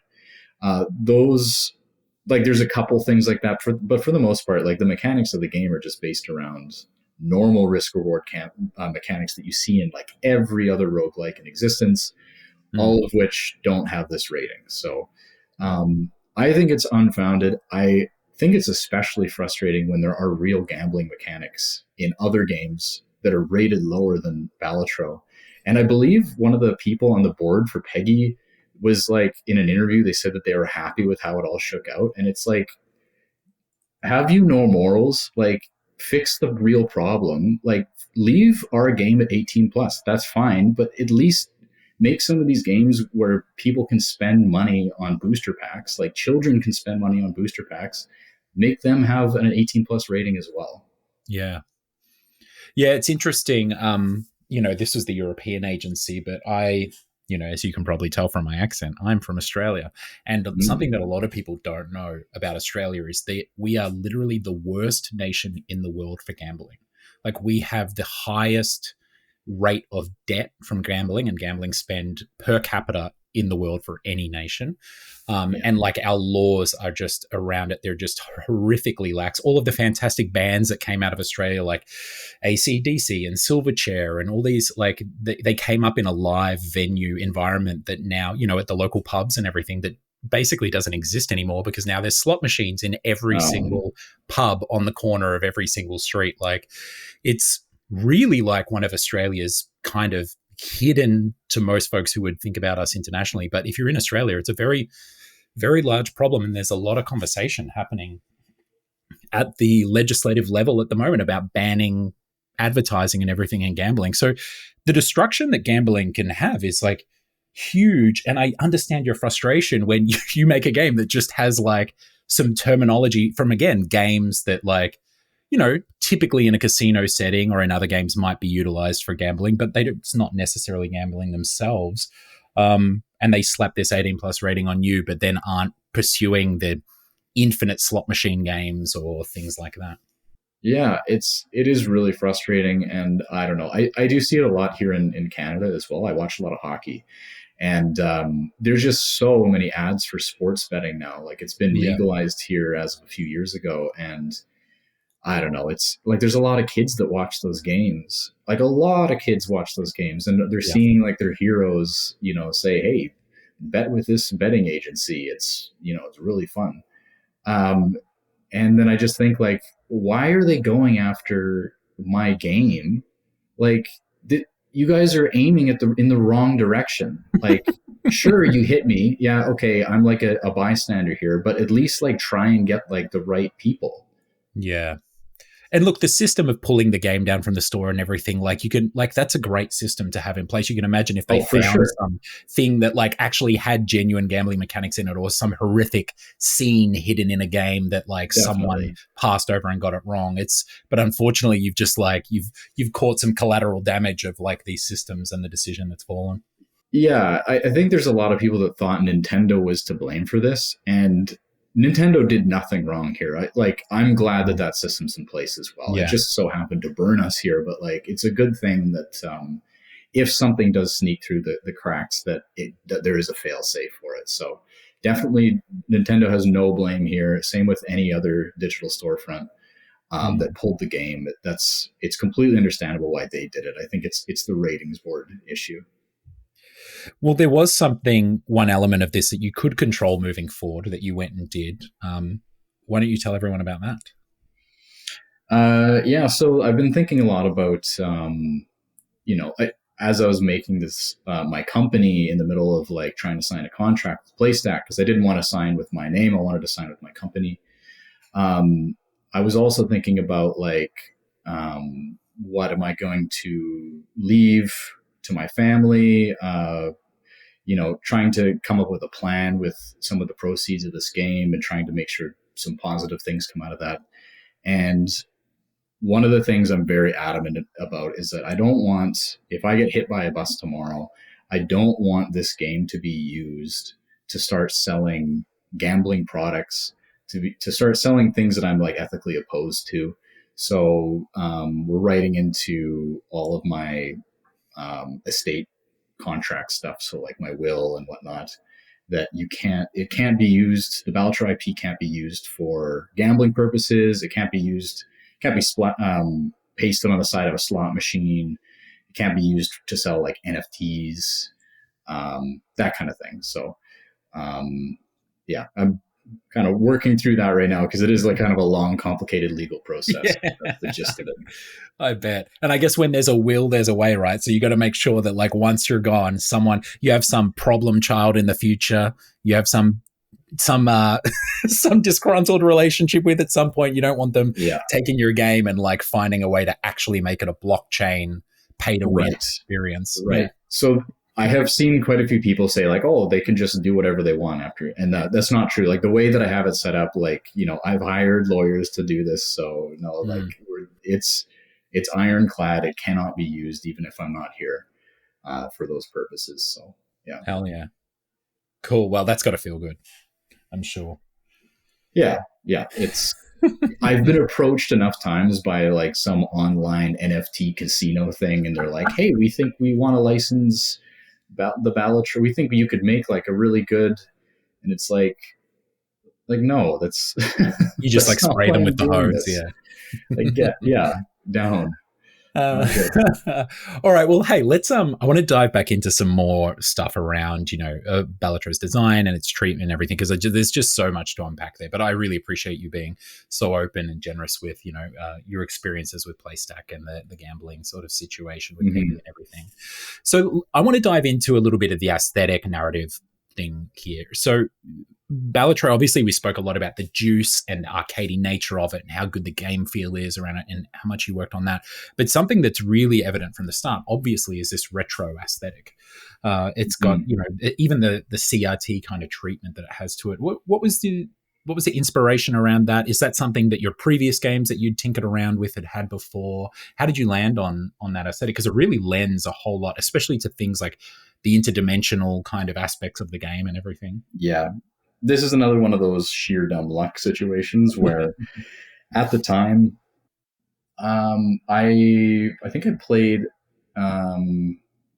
what's it called? Tiny Rogues. Oh, yeah. And it had like a CRT slider effect in the menu. And I thought that was the funniest thing. I was like, a CRT slider, that is hilarious. So, I didn't know anything about shaders at that point. So I thought like, oh, this is a great opportunity for me to learn shaders because there's a lot of good shader support with Love 2D. And I banged my head against a wall for like weeks and I figured out how to do it all. And the CRT kind of like barrel distortion effect was like my first foray into that. So it was not because I'm really into playing like arcade games on cabinets. It's not because I was into like video poker as a kid, or I was trying to emulate that feeling. It's just because I was trying to learn a shader and I was like, that's kind of a cool effect. I like that idea. I should make it have like a CRT filter. So really it was just dumb luck, I think. That turned out that way. We'll take it. We'll take any dumb luck we can get, considering how hard game dev is. Yeah. Another thing as well that's, when we're talking about the aesthetic of the game, and I mean it in the broad idea of aesthetics versus mechanics and things, is that Balatro doesn't seem to have, it's like a very distinct decision that it doesn't have this kind of frame narrative around it. Like a common approach to a game like this or a roguelite or a deck builder might have, some kind of setting that you're in, or some characters come in, and even like the way that it's tutorialized or whatever you've got. Obviously you're a Joker that's explaining things to you, right. But tell me a little bit about, did you kind of just blast past that decision and it was never a consideration? Is there or was it something that explicitly you didn't want to, like you've spoken about keeping it simple being like a touchstone for you? Right. Was that part of it? Talk to me about the fact that there is no real narrative or anything to the game.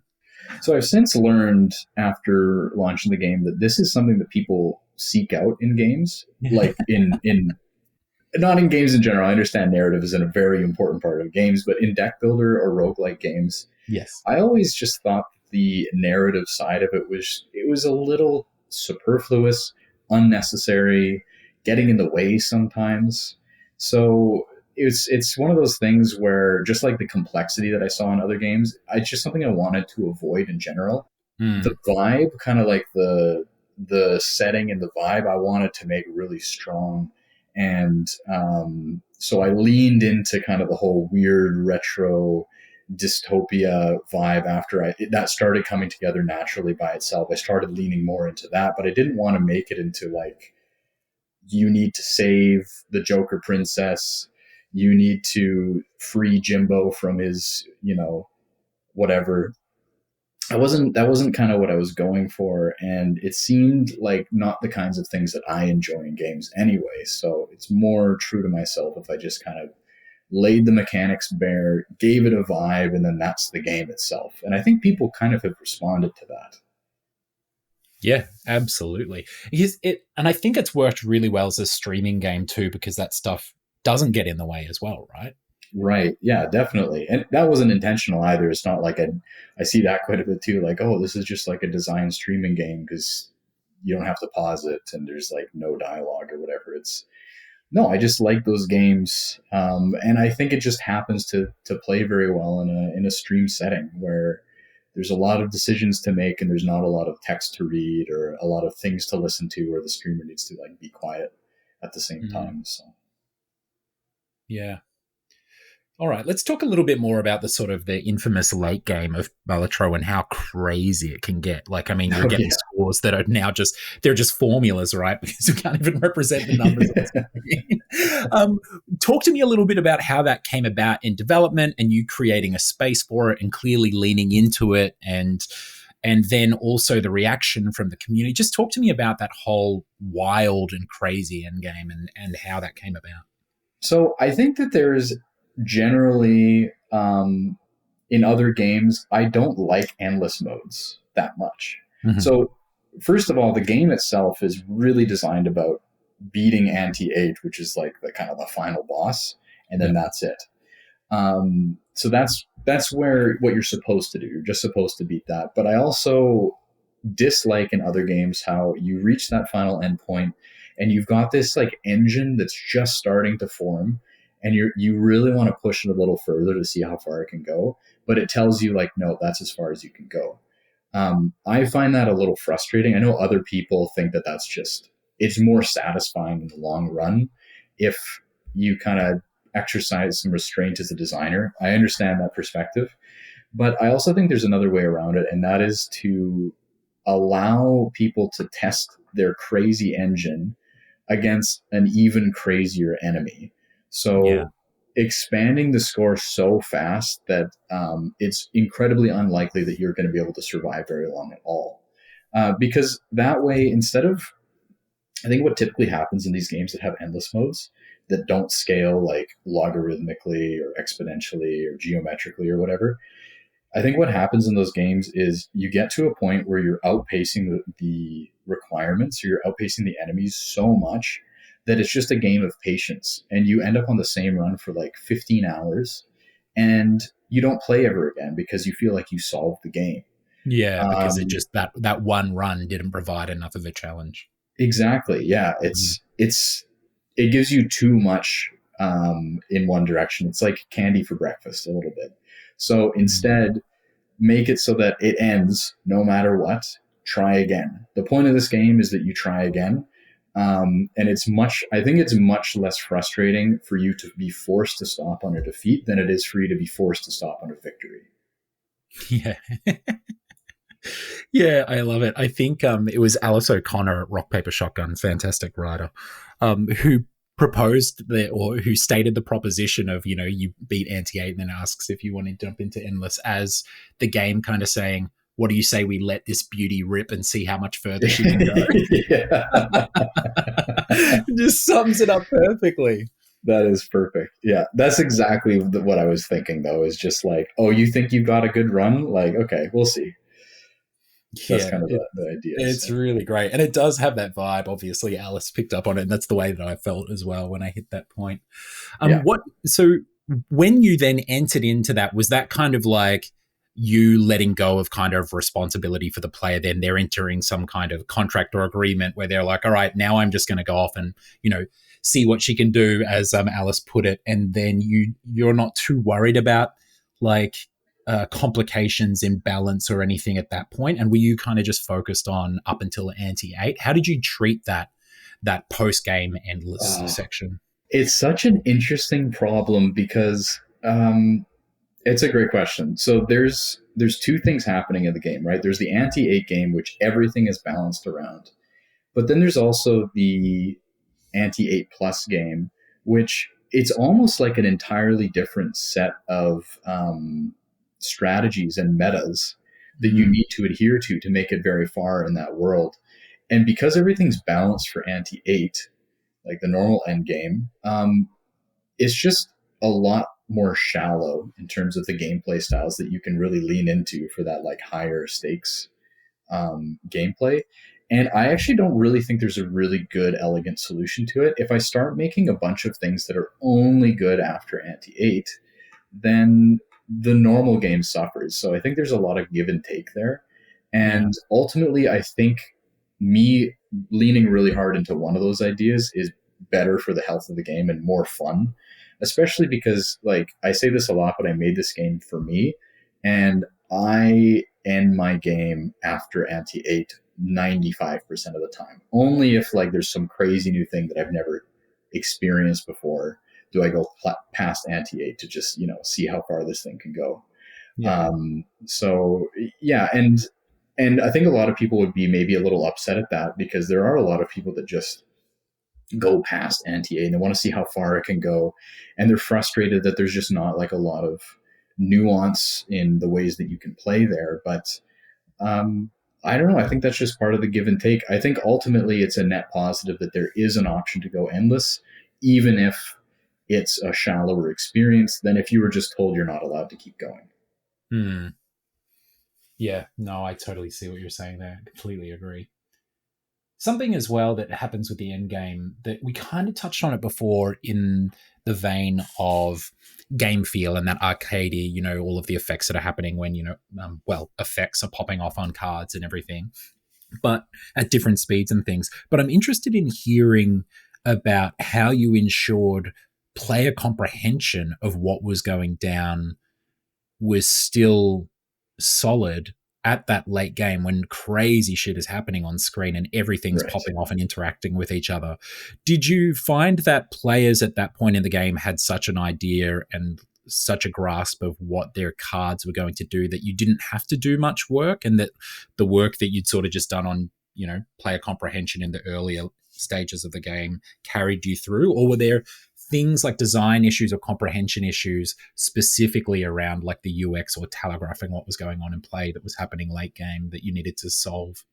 Yeah, there's kind of two different games happening here, depending on how much you played. So the first game is there's all these different items, and you're trying to understand what they do and how they interact with each other. You're trying to tease apart how the mechanics work. So you play a hand, you see some numbers flash. It's on 1x speed as well, so you have time to read and parse exactly what's happening in what order. It will probably take you a little while to figure out exactly, like, okay, that's what this joker does. Okay, that's what re-trigger means. Okay, that's what multiplier means, So that's the first game, I think, in Balatro, is the discovery process of how all these different things work so that you can make a model of all of those things in your mind. And creating that model in your mind is really important, because it also allows you that, you shut the game down, you're going about your life, you're at work, and you think, oh, those two things, those would work perfectly together. Because you have a model now, you understand how all the puzzle pieces look, and you start putting them together, maybe while you're playing, maybe not while you're playing. And then once you finally understood the shape of all these different puzzle pieces, when you play a hand, you don't even really need to know. You don't need to read and parse what's happening, because you already know fundamentally what's going on the screen. It's just fun numbers and fire and colors at that point. It's just kind of like a victory lap for you. So at that point, when you're, at the end game and there's all this crap going on the screen, it accelerates the speed at which the all the animations take place. Because I know that you're not actually really reading everything that's happening on the screen. It's just, it's just part of the model in your head. You've already done all the work, so now here's the fireworks and you get the final number. Yeah. I love that concept of playing different games as well, and like how you compartmentalized out like the different kind of loops within the game and how they layer over itself. You know, we often will talk about loops or layers, but this concept of, you know, the player kind of multitasking different games as they're playing is great. Yeah, and that's my favorite part about roguelikes is like, first of all, interacting with all the fun art and all the fun ideas the first time you see them, and then remembering all of them and combining those ideas when you see a new item and saying like, oh, this new item would go really well with that previous item that I saw. I think that's really the sauce in these types of games. So Yeah, yeah, absolutely. I agree. All right, let's dive into some more technical stuff here. So, you know, deck building games are often like we're talking about all the amazing things that can happen in the way that things interact. Like, so the complex state management that's happening in deck building games and roguelikes. Were there any technical challenges that you specifically faced, you know, managing that game state and all of the player data, you know, even though obviously there's no online or anything like that, but any sort of war stories of trouble with that stuff, or was it a pretty smooth run? I think it's been pretty smooth. I haven't had that many issues. Porting was a nightmare, but it's always a nightmare Yeah. for everyone that's ever done a port. So I think in general it was actually really smooth. It's like implementing touch controls was weird because it was the first time I ever did that. Yeah. But no, I would say in general, like a deck builder is not the most complicated type of game to create. You just have to make an interface that makes sense and then keep adding things to that kind of set of criteria that you've created. So I can just keep adding jokers, and it's pretty easy for me to do that now. I will say though, at one point, I think the source code was like leaked. It's not obfuscated or anything, but and someone on Twitter like posted this big long nested if statement, and they're like, "Oh my god, I can't believe the Balatro source code." But you know, at the same time, it works for me. I ship They're the dragging game, you on it's main fun. about your source code? Yeah, they were roasting me. You know, I may have deserved it, but at the same time, it's like I've got a system and it works. If it's dumb and it works, it's not dumb. Yeah. Look, I'm not a programmer, but one of the first things I learned about programmers when I started in video games is that every programmer thinks most other programmers' code is garbage. So Yeah, I'm sure. Look, their code isn't out there in the world. I'm sure we could find a bunch of programmers to drag them about their source code as well. yeah, yeah. It's All right. fun though. Okay. What about some like the weirdest bug you encountered during development? Any wild tales about crazy shit going down? Bonus I points have for like being from something trivial or simple as well. They're my favorite ones. it's like the biggest one. It actually had a name. It was a bug for probably a year. I could not. It was the weirdest thing. I called it the white whale because it was like my white whale. So that's what everyone in the community called it too, the WW bug. Um, Basically, when you're playing the game in the shop, if you have like the normal Joker, then in the shop, the normal Joker won't be able to show up. It's like it's eliminated from the pool as soon as you get it. Right. And sometimes, very, very rarely, it would still show up. And it was so hard to reproduce. It was like impossible to diagnose what the problem was until like many months later.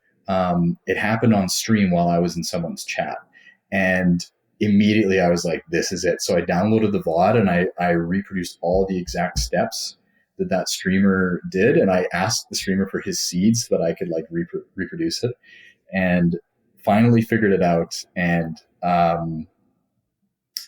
I can't remember exactly what the problem was. It was very stupid though. Yeah. And yeah, it's just, I remember that very vividly because there was like a whole lore behind that bug in the community too. So it was special. Yeah, that's always fun when you could create some sort of like really personify some bug as like some hideous villain, some arch nemesis of the community and development. Yeah. Yeah. All right, another great question I like to ask too. What's one piece of, I mean, this is your first commercial game, right? Like it sounds like your first almost like completely finished and shipped video game as well.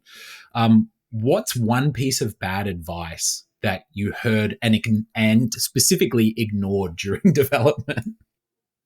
Bad advice that I Yeah. ignored. I have one. It might be a little controversial. You don't have to name the person, by the way, but I'd love to hear what it is. Well, you might know what it is. I don't disrespect this person, by the way, that said this. I won't say who it is, but someone said something about how when you choose the game that you want to make, you should first look at the industry and then pick the genre, like pick a genre of a game that's underserved. Yeah. And I feel like it's really putting the cart before the horse to do it that way, because you should be making a game that you're passionate about. Because if you're not passionate about the game that you're creating, it's not going to be any good anyway. I think you just kind of have to luck into the fact that you enjoy making a game that's going to perform well on the market. So, yeah. And besides that, I don't know if you should really even concern yourself too much with that if you're like an early, if you're just making games and you don't have aspirations to like make it a career yet, if you're just trying to learn, just make games that you love, and then you'll create your own voice from that. So the first thing that happened when I went public is I was just shocked at the amount of business strategy that goes into game development, because I just never been exposed to a lot of it before. And I thought I'd done something terribly, terribly wrong because of that. But looking back, I'm glad that I did things the way that I did. Yeah, hell yeah. I think I read in an interview you once saying that you hadn't even emailed anyone about the game. Yeah, like I wasn't telling streamers about it. No. Yeah. Yeah. I love it. It's beautiful. You speak about looking into things, and I think, there's a beautiful lesson here. Like, I mean, obviously there's a bit of survivor bias and stuff that we could fall into too, but like this, you've clearly just developed a game and followed your love for it, and it's happened to be in that perfect position where it was serving a huge market that was just waiting for something like Balatro to come along. Yeah. And since I do feel like an outsider still to the industry in a lot of ways, and since I was, especially leading up to that point, I'm just kind of now coming to terms with how big it really was. I didn't think that this was like that crazy of a thing to happen, and then as time goes on, I look back and I see how some of my peers are doing and how other games are doing on the market, and it's just shocking to me. Like, I don't know. The more time goes on, I'm just like, what was so special about my game? I really don't get how it performs so well critically to deserve this. Like, I play it a lot too, and I like it, but I don't know if it has the mass appeal that like it clearly does. So it's baffling to me. The whole thing is still baffling to me, and the more context I get, the more baffling it seems. I love that. I won't name the game or the developers, but I had some friends visiting Melbourne, and this was a number of years ago, and they just shipped a game, huge AAA game that was getting like Metacriticing in the 90s. And it was the first, the studio had big hits before, but this was like the first like critical and commercial success, like bigger than anything they'd done. And when they're in Melbourne, we went out for lunch, and I was like, oh, what's next? And they were like, oh, we're doing a sequel. And I was like, oh, whoa, that's really exciting. And I could see on their faces that they were not excited. And when I asked them why, they were like, because we have no idea how the first one Metacritic at 95 or whatever it was. We're like, we thought the game was terrible. We have no idea how people like thought it was that good. And now we've got to repeat the process. And they ended up doing so. But like, yeah, man, it's I've heard from other developers who've sort of reached that point where you're like, oh my god, okay, I knew I was onto something, but I didn't know it was going to resonate that well. Yeah, there's just so many stories of like that I can think back on in my own journey that are just, I really do believe a lot of it was luck, and I think like, I don't know if I could do that again. Like, that shouldn't be the goal anyway, and I don't think that would be the goal. Like, I even sometimes think like, oh, I should just like flip a coin and whether or not I even release my next game, I should just make it and then put it in a folder, keep it there. Yeah, just like delete the library if it like comes up tails or something. Yeah, like, because that's not, I feel like I got to hold on to that, because that's really not what it's about. And then that's probably the way that I can make something good. Yeah. again is by keeping the same process that I've always had. So Yeah, well, I'm not short of friends who have had similar degrees of success as you, especially ones that have come from like really humble indie beginnings, or like they've had a huge astronomical success like this, culturally and commercially. And the pressure to like then deliver on the sophomore, it's like you're the guy, you're the person who created, Balatro. What's next? yeah, What's going to happen? Like the notion that for you games is a journey rather than a destination, and like what you've done to protect that for yourself and set those boundaries and take some time, and even things like protecting your identity and things like it's I imagine that pressure must be immense, but surely it sounds like you're starting off in a really great direction there by, already your motivations for making games are in the right place. I hope so. These are all kind of prophylactic things too. Like I'm doing these things because I know I probably should, but I also do feel the pull to like get stuck working on a particular thing because that's what it will be successful if we do it that way, right? Yeah. There's a lot of pressure to do it like that. So Mm. like for example, I'm working on a big update for the game for 2025, like a big content update. I'm not going to reveal too much about it here, but I do still genuinely enjoy working on this game, but I still have some of the same thoughts and fears about like, how is this going to be received? Um, am I going to be able to do what I did before Yeah. with this update? Should I even be thinking about those things? Is that just getting in the way of the process? So yeah, I still Yeah. struggle with those. I was going to ask you, usually I might ask people sort of what's next, but the way I was going to phrase that question for you was, are you still enjoying working on Balatro? And I guess what are the elements? If so, what is it that you enjoy in this process of, or this stage of development than, as opposed to what you would enjoy pre-release? Yes, I'm still enjoying it. When I was doing the mobile port, I definitely was not enjoying it. I think I was definitely burnt out on that part of it. Yeah. But at this point, I'm back into like the bread and butter of why I was making this game in the first place. Mm-hmm. I get to do art. I get to come up with creative ideas. I feel like I get to surprise people now, which is fun. That's something I never really experienced before. Mm-hmm. So yeah, I'm like, I love this job, and I'm sure once I stop loving it, I will stop. But it seems like one of those things where if I can keep this design and implementation uh, habit that I've created, I think I can work on it for a long time and still love it. So Yeah. um, I do feel like I'm going into the unknown a little bit because this will now be the longest project that I've ever worked on, and I don't really have any plans of stopping anytime soon either. So I don't know what that means necessarily for my motivation. If it's going to be any different, if it's going to be easier. Mm. I don't know. I'm just excited for it. Yeah. Hell yeah. Well, like not so much talking about what's next, but sort of how is this going to shape your development, whether it be on Balatro or other things moving forward? I think an interesting question to ask at this point is, how's working on Balatro influenced your approach to game design or your development philosophy going forward? Like, is there a new design philosophy or truism that you've learned on this project that you'll be taking forward? Yeah, definitely. If I'm making another public commercial project, I want to involve players, playtesters, that kind of thing earlier in the design process, Interesting. because they're such a good tool for they're a good barometer for bullshit. They will be able to sniff it out immediately. If something doesn't work, they won't be hesitant to tell you it doesn't work. Um, a lot a lot better than like showing friends and family, because friends and family, it doesn't matter how awful it is, they'll just be proud of you that you made something. But the general public, like your intended target audience, will be ruthless, and that's exactly what you need.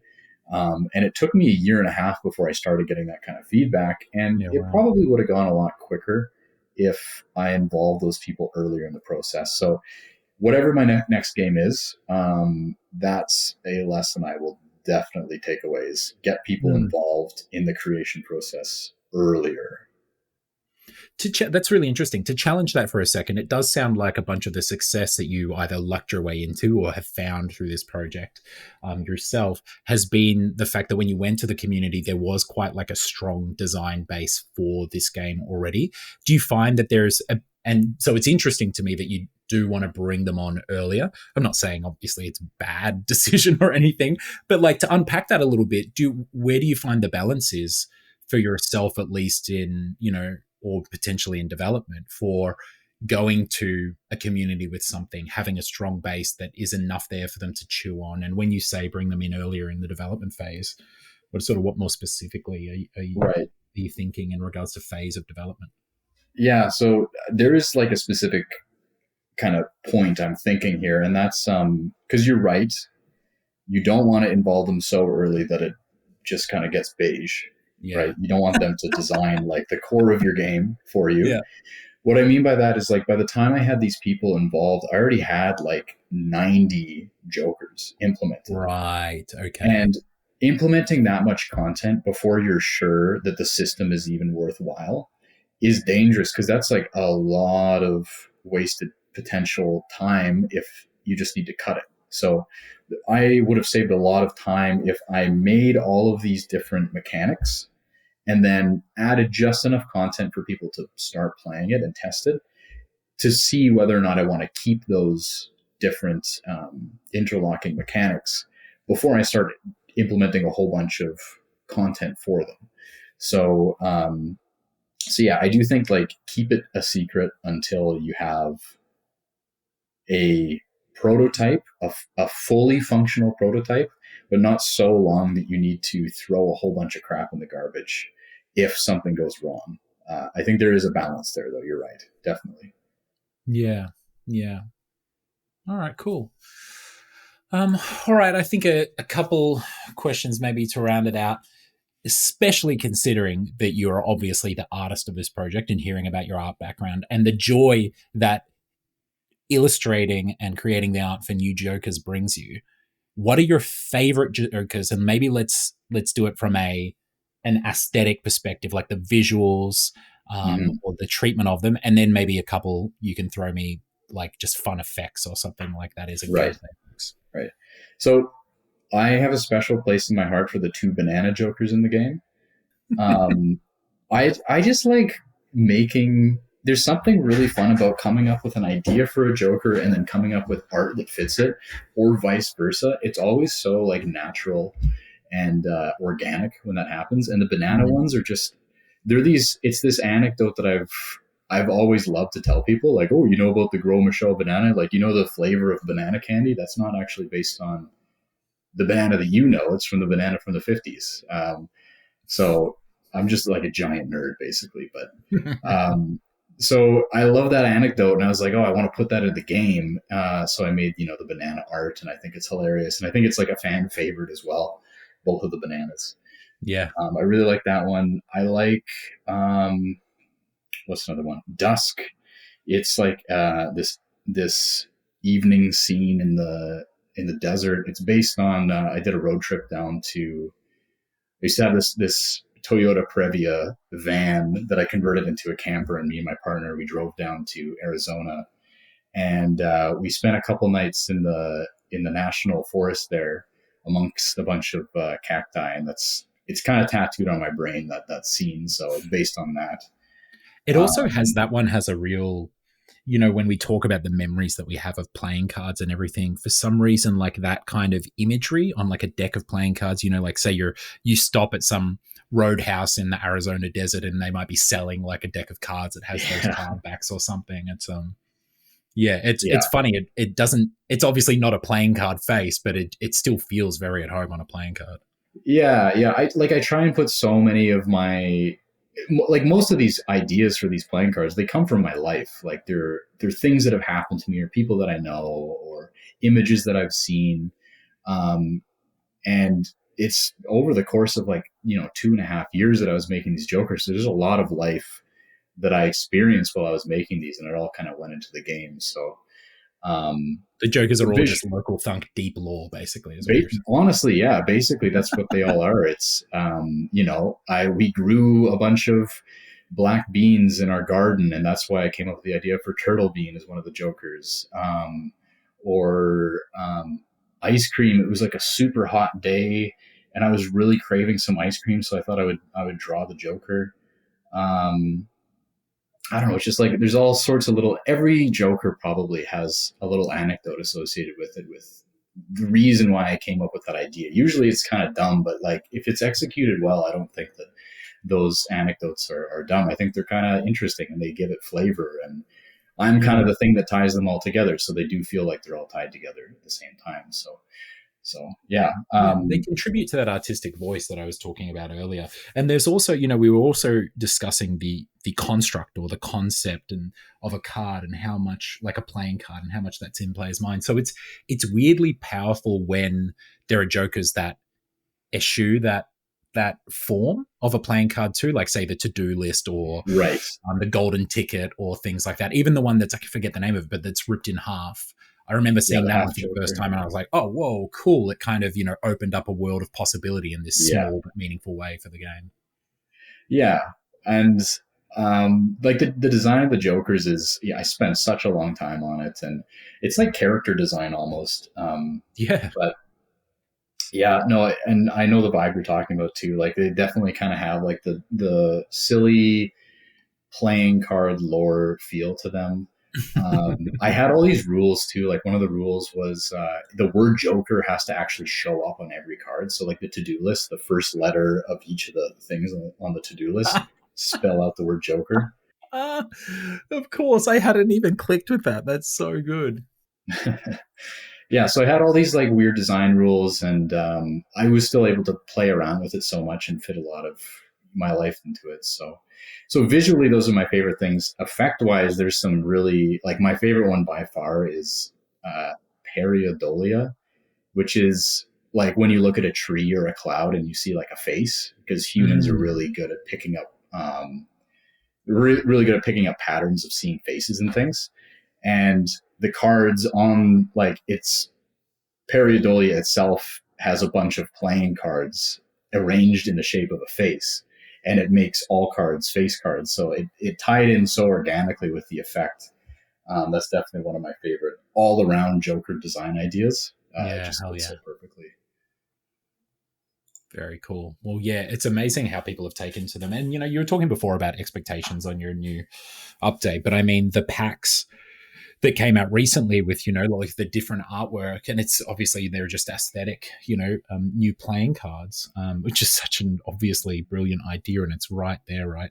But the various games and bringing those IP into Mm-hmm. Balatro, like seeing that received so well and seeing it integrate so seamlessly into the experience is just so cool. Yeah, that was probably the coolest experience in all this is like these people that I've always looked up to, like Ed McMillan and Concerned Ape and the Slay the Spire people and the Among Us team and everyone, CDPR, and like being able to go into meetings and meet these people and talk. We were able to talk design with some of these people, and Mm. like Concerned Ape made the art for that set of cards. He's like a fan of my game. I'm like a huge fan of his game. It just every developer, solo developer, development team that I've interfaced with over the past year, especially with these collabs, they're just so Mm. willing to give. Yeah. They just want to be part of this big collective experience. So I just think it's so cool that we were able to do this for free, and everyone's just so on board with it. Everyone's just so psyched about it, and players love it, and I love that I'm able to share, some of these games that I love in this really unique way. Yeah, it's been great. Yeah, it's something in video games that I think we really take for granted. And especially I feel so privileged on this podcast talking to, folks like yourself and the other guests that we have is when you're a developer in video games, and I kind of want to say like at almost any level, you don't even have to have the degree of success that you've had. Obviously, it opens doors for you, and this podcast as a function opens doors for me as well to be able to speak with these people, have these Mhm. conversations. But video games, so many of our heroes are so accessible, and not only that, but so many of them are so there's just something about game development and its hobbyist. I think it's humble beginnings as a hobbyist sort of endeavor, and the fact that maybe it was like lambasted and relegated out of main pop culture for so long. But Yeah. I think everyone is so accessible. Sometimes I sit around, like at industry events, or I'll be at a dinner with some folks or hanging out with friends or whatever, and I look around and I'm like, these people are kind of like the Spielbergs or the Terrence Malicks or like the Catherine Bigelows of video games, and they're just like my friends. Or like, I'm going to hang with the Tom Green or the Tom York of video games today, and they're just totally accessible to us. It's wild. It's I really know what you something in mean. our industry that we're really privileged to have. Yeah, I know what you mean. I've been just shocked at like how down to earth and how willing to just talk about whatever. Like all these big names that I've seen are, and even just everyone that I talk to in the industry. It doesn't matter how much success they've seen. It just seems like everyone gets it. It's just, I think the fact that it's kind of like traumatic. A lot of parts of this are traumatic. People come together through trauma, and I think everyone kind of understands like this. Yeah, this kind of sucks in a lot of ways, but we're in it together, and we know how it goes, and we want to all help each other. So yeah. It's funny that you say that, because the reason that I've always thought that it would be the case, or one of the main reasons as well, is because we have a common enemy, which is this thing we were talking about before, which is just shipping the fucking game is so hard. And so, like, as you've mentioned, sure, it's traumatic, but even just the difficulty level of it and the fact it feels like we're really in this, it feels like a PvE experience as opposed to a PvP experience, that's for sure. Yeah, I think a lot of people in game dev realize that it's not about like how successful the game is. It's just the accomplishment is shipping a game. It's finishing it to 1.0. It's whether or not it's successful. It doesn't make it any easier or harder to ship the actual game itself. Like a game that ships is it's worth a ton of respect. So I think that's why people respect each other so much, regardless of the how big they've gotten in the industry. So, well, I think there's probably no better segue to wrap up this podcast than we're going to find there. So, on that note, congratulations, LocalThunk, on first of all shipping your first commercial game, on the success it's had, whether that be commercially, obviously, culturally, the huge impact it's had, or critically, which it's funny to hear you don't agree with. Like, really phenomenal work, and thank you so much for being so generous with your time and so vulnerable and open in sharing your development experience and your thoughts about the game. It's just been wonderful chatting with you. Yeah, you too. This has been great. Thanks for having me. Of course. All right. Have a wonderful day. You too.